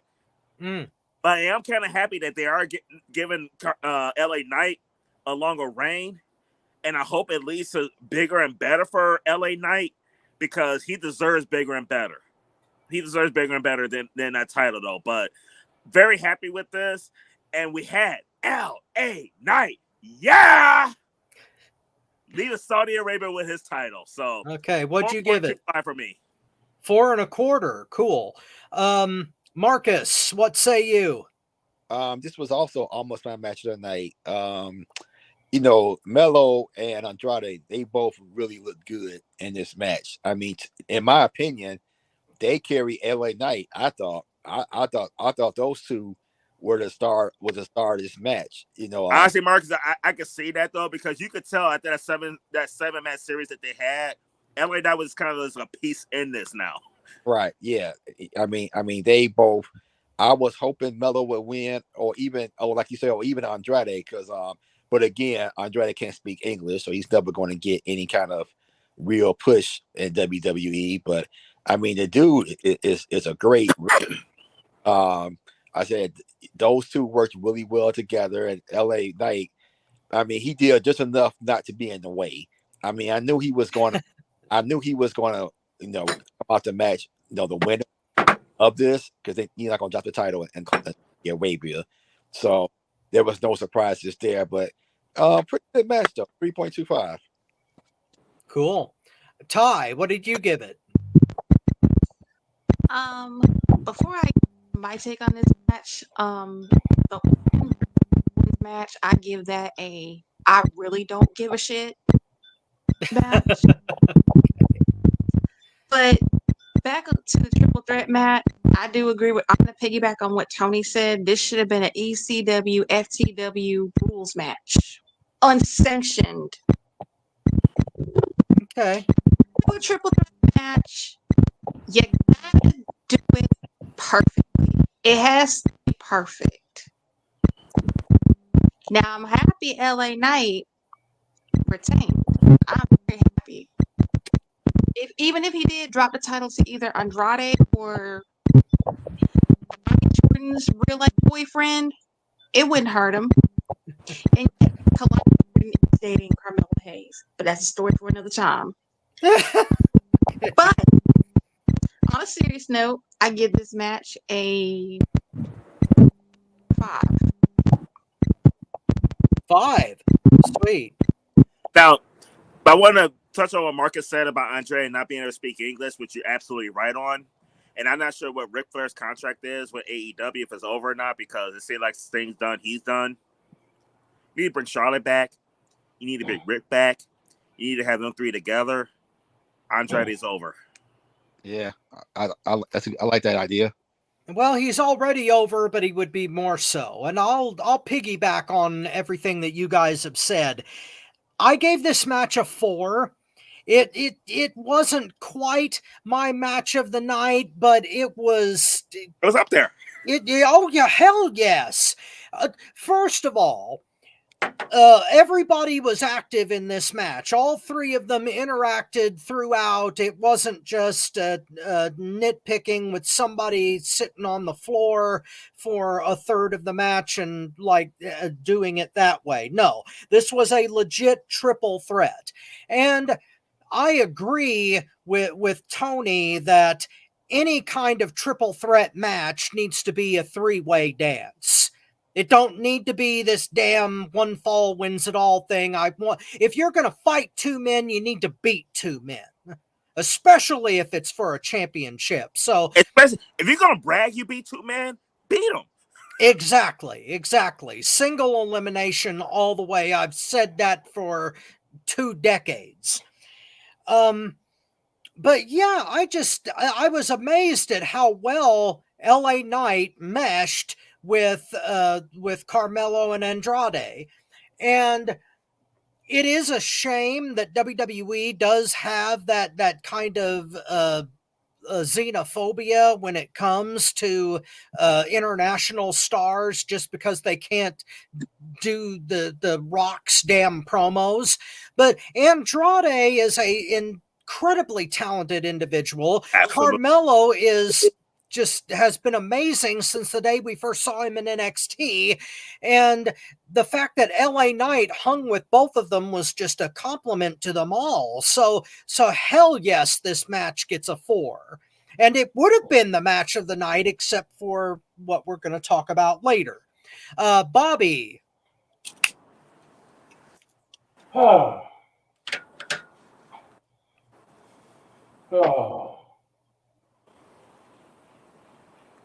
2.5. I'm not happy about this match. I did not like it. Wow. I didn't like it at all. I just can't say no more than that. I did not like it at all. 2.5. Wow. That's amazing. Was it a style thing that you didn't like? It was, I guess, I think they make it LA Light look like a fucking joke. LA Knight was supposed to be that brash human being that comes up, tells you what he's going to do to your face, show you a picture, draw you another one, and then do it to you. And now they got him acting in that match like a fucking chicken shit heel. It pissed me off that you have Carmelo Hayes that can pull off that aspect real well, and have LA Knight come out with a sneak victory against both of them, and everything will rotate right. They misaligned the storylines here. They put people in face modes and people in heel modes that shouldn't be. This whole match dynamic was terrible, in my opinion. And whoever produces this match needs to have their ass smacked. Not in a good way either. Wow. That was like the completely opposite read. That's a wow. You're entitled to that, and I guess I can understand why you'd feel that way. Just wow. I didn't. It wasn't a good match to me. It wasn't. Well, it's a legitimate opinion, and to each their own. Wow. I know a lot of All right. people disagree with me on it, but it just. Oh no, that's all good. This show is about disagreement and about therapy, and that's what Future Talent of Wrestling is all about, ladies and gentlemen, and that's why you join us every week. All right, match number 7 was our main event, beat for the men's crown jewel title. Cody Rhodes versus Walter/Gunter. And Bobby, since you kind of didn't like the last match, maybe you'll like this one. So go ahead. Gunter versus Cody. Perfect. 100%. There was nothing wrong in this match. This right here showed what Gunter can really do. This match right here showed that Gunter can not only wrestle the new school style, but he can wrestle the old school style. Gunter showed his versatility in this match, and so did it show Cody's versatility. This match was absolutely perfect. I'm sorry. I know most of y'all will disagree with me on this, but this is up there. And I'm talking about all-time up there. This match was an all-time great match. We witnessed history yesterday afternoon. That was history. That's what a wrestling match is supposed to be. But it went over everybody's head. If I could give it more than 5, I would. This was better than Omega and whoever you want to put in there. This is better than Ospreay and his flippity-doo-dah ass. This was better than, it was. In my opinion, this was, dude. I'm sorry. I fucking was jumping up and down this whole fucking time during that match. This is the essence of what pro wrestling is about. This is the core. A lot of old school people is going to agree with me on this. This was the perfect example of pro wrestling. If I could give more than 5, I would. I want to give it a 12. Wow. All right. I want to piggyback on this one because Bobby, I'm right here with you. I didn't call it. I didn't give it 5. I gave it 4.5 because it was a little bit. It was a little bit too slow in the beginning, because they were trying to build it like an old school match, and they did, and they did it very well. They started out with showcasing both of their amateur backgrounds and really grounding the match. And we're not as used to an old school pace as we otherwise would be in the modern era. But I'm totally there with you. This was my match of the night. Yeah. And the fact that there was no interference from the bloodline, there was no shenanigans at all, and that Cody went over clean with an homage to one of the greatest intercontinental title matches of all time. The one flaw of this match was that I don't know. There were. I don't know. There were one too many callbacks to history, and it was just a tiny bit distracting. Uh, they were trying to pack a bunch of Easter eggs, old school Easter eggs, into a match, and that was my only problem with it. Otherwise, I would have given it 5. But overall, we're talking about a damn great old school match, and Walter / Gunther is a hell of a performer, and Cody has been getting a lot of shit that made him look really, really weak over the last 3 or 4 months, but this made him look like $1,000,000, and he really needed this match. And it didn't hurt Gunther either, because taking the pin the way that he did, the smart way they ended this match, and the fact that it was for a title that's going to stay in Saudi Arabia, what happens at Crown Jewel stays at Crown Jewel, was all the more reason to have a match like this. So not quite the full Monty, but damn near 4.5 for me. Marcus, what did you think? I gave the match 3.5. I thought it was good, not great. When I was watching this match, to me, this seemed kind of like a match I would expect to see at a house show, where it looked like they were kind of practicing some things, for the big match. That's what I kind of took away from this match. I thought both guys did well. It took the build up took a little bit longer than I would have liked, but again, that's just me. But overall, I thought it was all right. I thought that the way Cody won was perfect.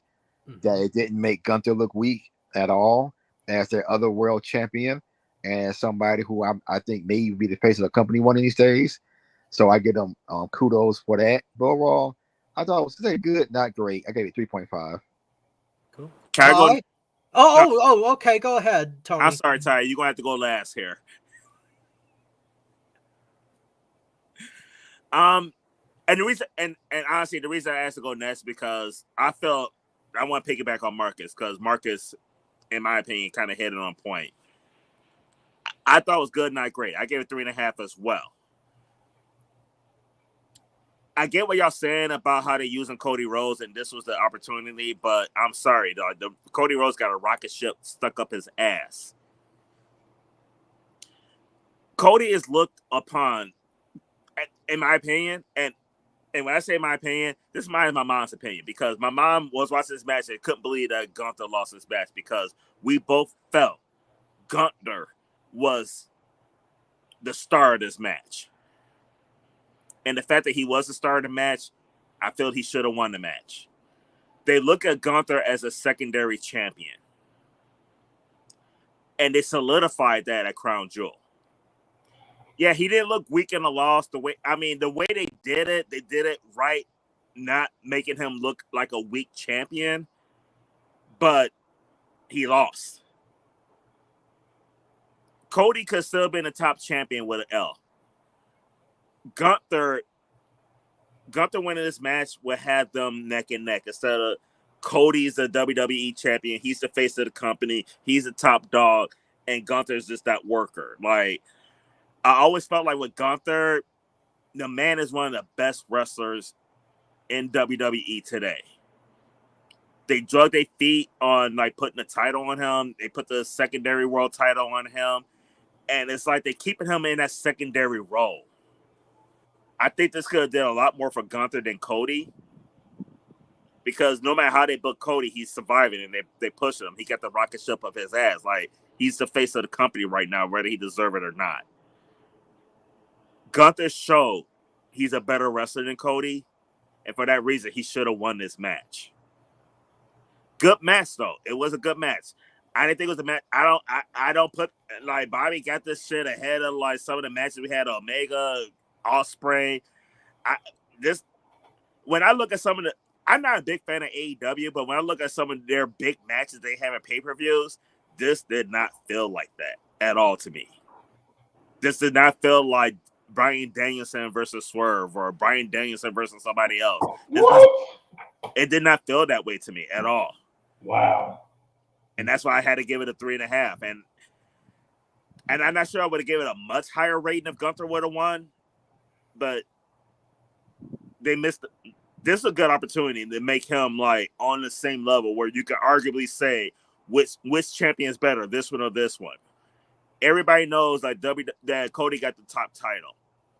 You could have put him in the conversation on that night. Well, that's an interesting take.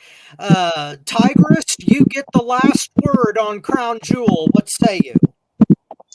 Okay, I shouldn't complain. The reason I go last is because I got the best perspective. Of course. Yep. I agree with Tony and Mama Motown. Gunther should have won.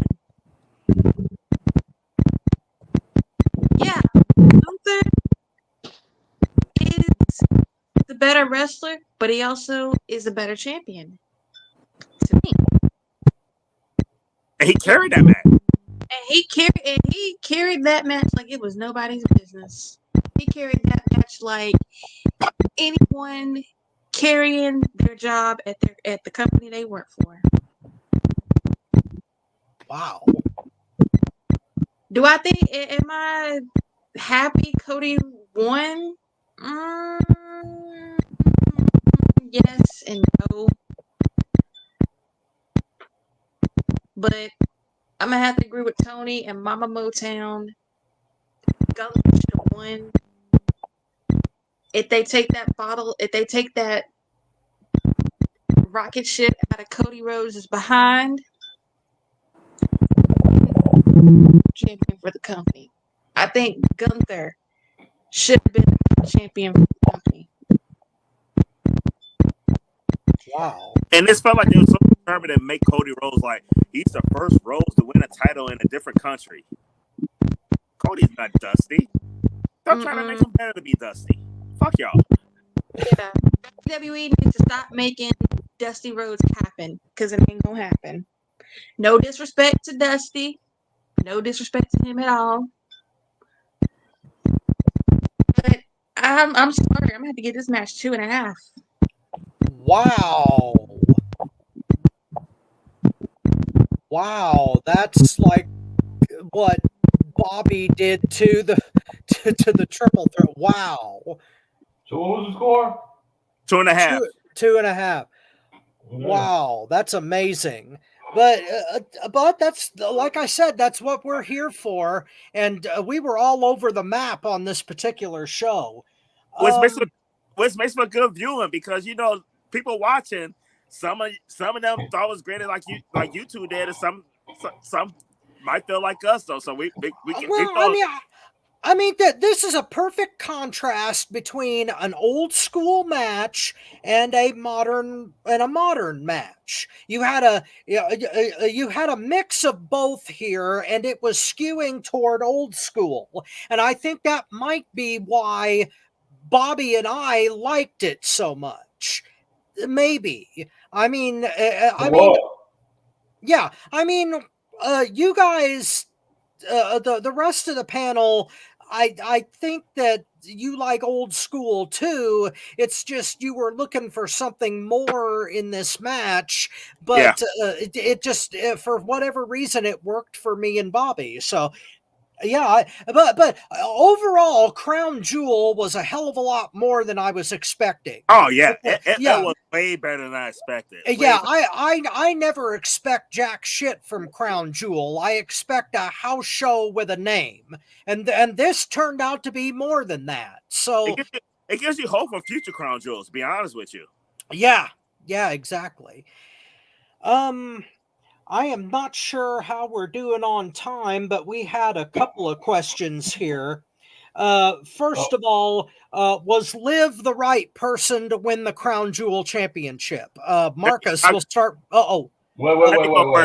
I'm gonna be in minority on this one. Hold on, wait. Check this out. Did not know that I was gonna run this long, so this is what we're gonna do. Mm-hmm.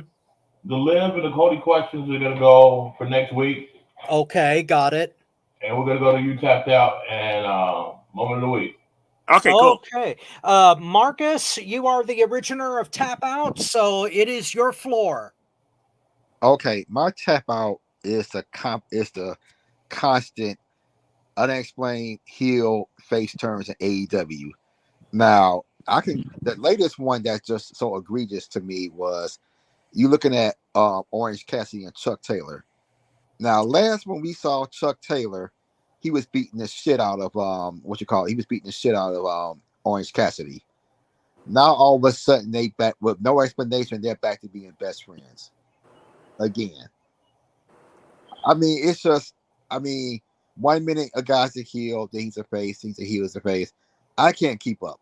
I mean, it's just constant bad writing on AEW. Just when I think they're trying to turn the corner and do better, then they come back with some shit like this. I don't understand it. That's my tap out. Okay. Ty, what do you got?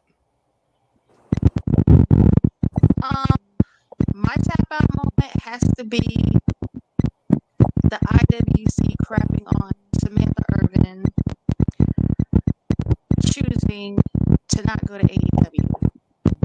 First of all, I'm not mad at Samantha not wanting to go to AEW, and to the ones and to the ones shitting on her for having her, for her choice in career. Like I said earlier at the show, they're just mad because their husband, wives, girlfriend, boyfriend, whoever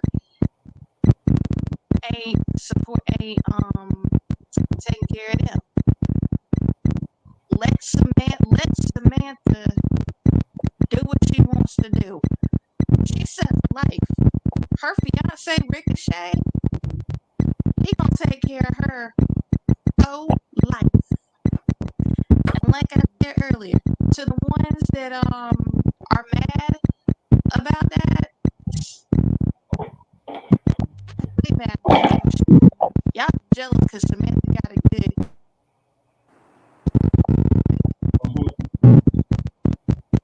So that's my tap out. All right. Motown, what you got? First, I got an honorable mention. Mandy Rose, my boo, getting married. First AJ Lee, now that. But my actual tap out though is the Saudi Arabian titles. And the reason why that's my tap out is because since they display these titles and these wrestlers are going over to wrestle for these titles. And yeah, it's only a Saudi Arabia title, but these wrestlers are going over to wrestle for these titles. And then you leave it a ring. You got these big, beautiful belts. First of all, you duplicate everything. You could have these title belts in that fucking display center you got in Saudi Arabia, and you can have your champions walking out with these championships as well to make them feel more legit. You build and build and build and build that they fighting for these titles, and then at the last minute, you get a ring. I know you're not going to defend these titles in the U.S. I know these titles are not going to be defended Anywhere, throughout the really. But if you're going to make a big deal out of them being these crown jewel champions, let them keep the fucking belt. I just think that was a disgrace that, like, hey, you won this title, but you don't get it. Am I the only person that finds it weird that both of the crown jewel title belts design looks suspiciously like the AEW Women's Championship? Like a 10 times bigger version of that belt. Look at them again. It's the same damn design. I like to set that out. I didn't get that. I just thought it was big and gaudy and everything. Like, shit, Liv Morgan's title was bigger than her. Yeah. Well, hell, it was bigger than Cody. Yeah. Oh, Like Gunther's got a little bit more size to him. I think the title would be better on him. okay. Bobby, what's yours? That has to deal with the same thing, but on a different level.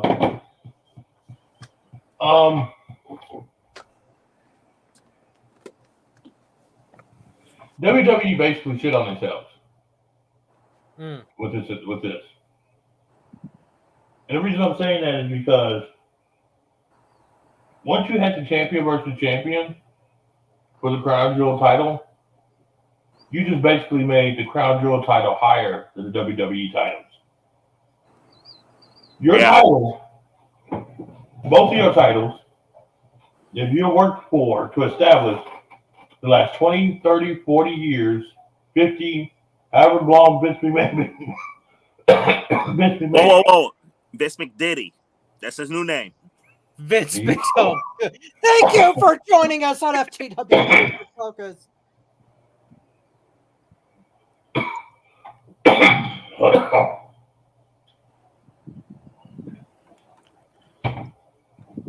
However long we've been shitting on people's heads has been coming up here, and you have just devalued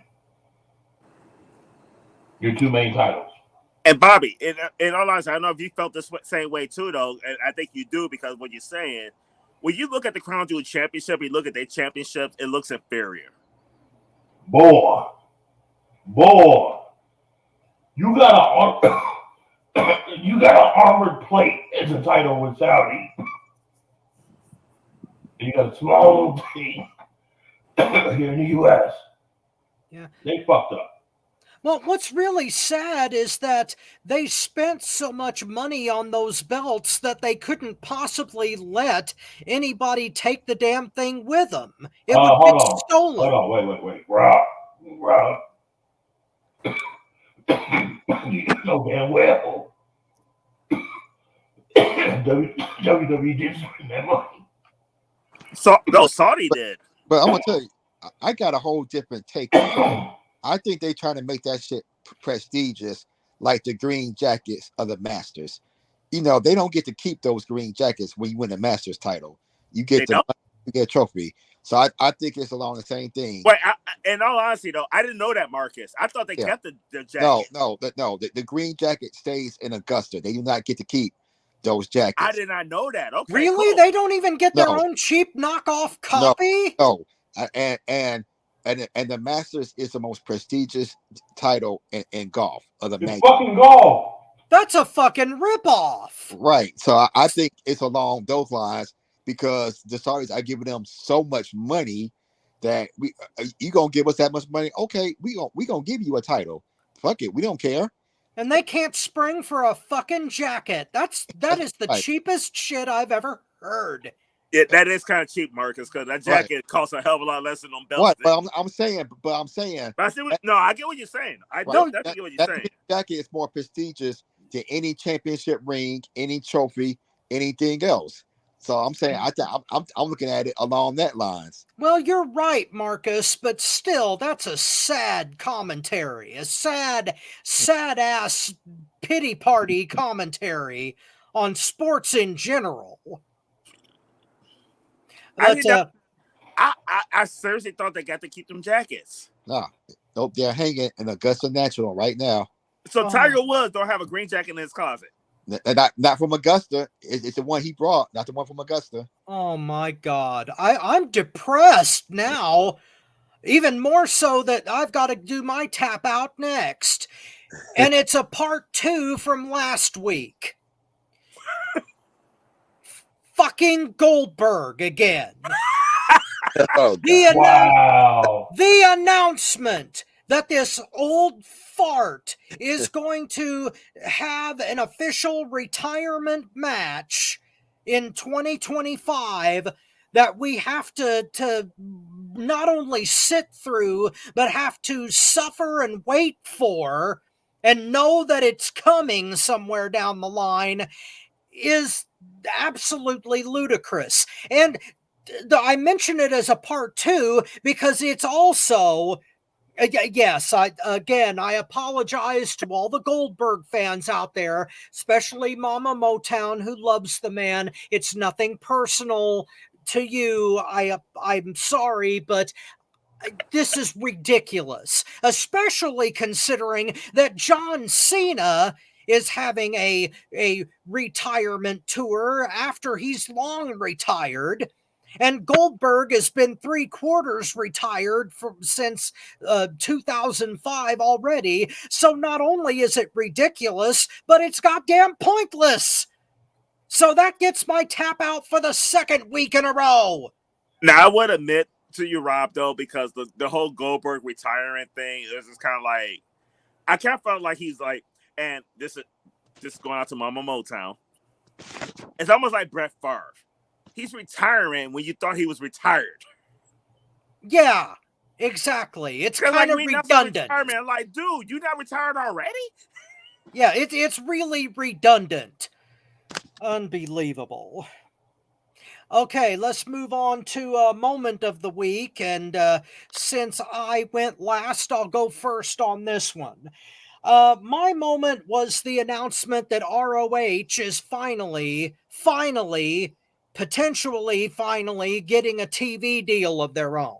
They're not going to have to piggyback off of AEW's regular programming anymore. They're not going to be website based. They're going to get some kind of actual deal now that the TV media rights have been settled upon for whatever it was for AEW.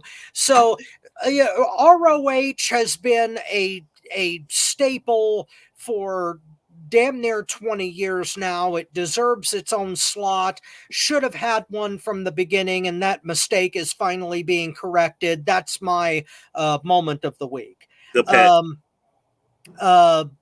Bobby, you're next. Moment of the week, already said it. Gunther versus Cody. Sweet. Example of what a fucking real wrestling match is about. Cool. If it was a woman, I would, she'd have been bust all over. Thank you for joining us on FTW Future Focus. Didn't think we were going down that road.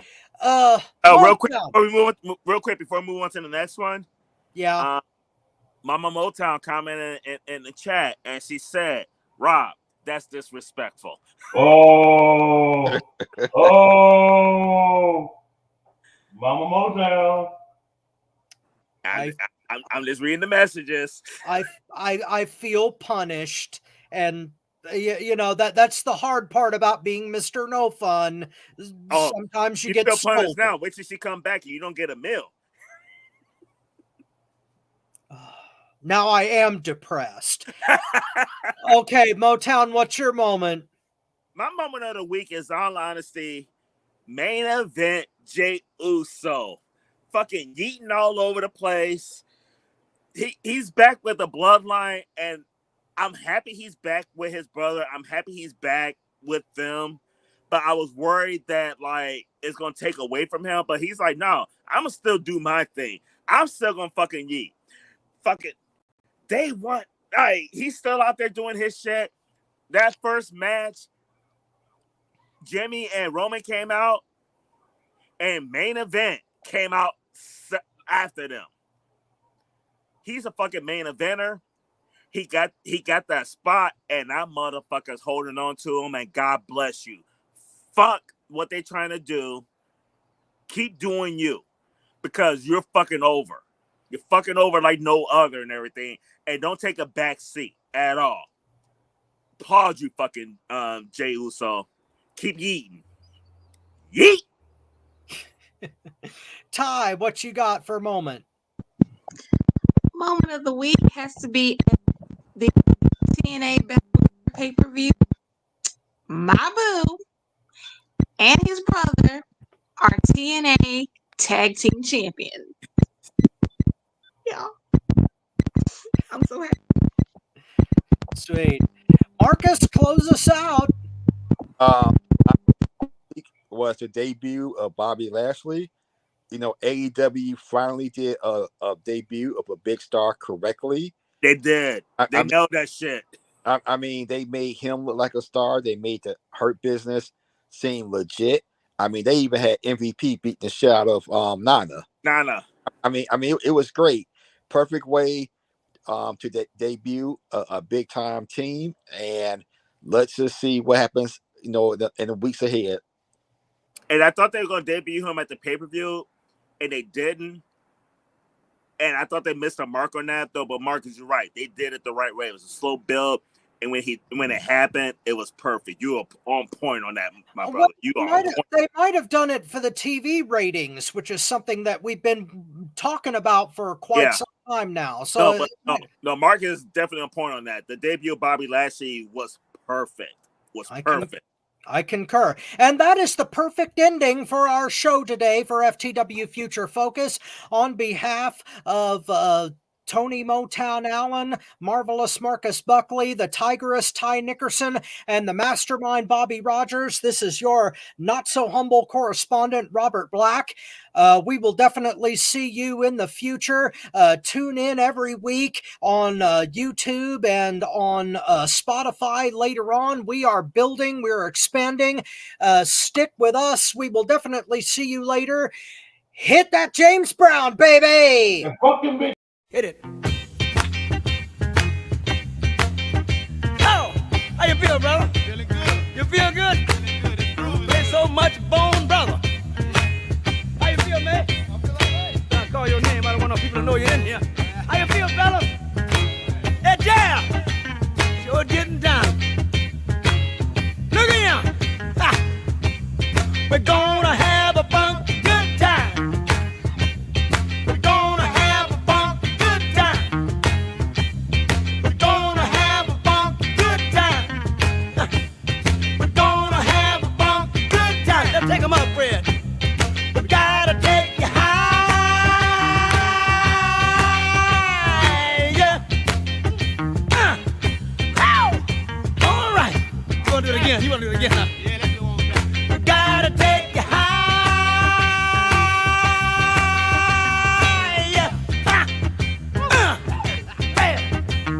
Brother, now I want everybody, let Fred blow about 2 choruses, and then I want to wave you in. Let's go until we get this now, all right?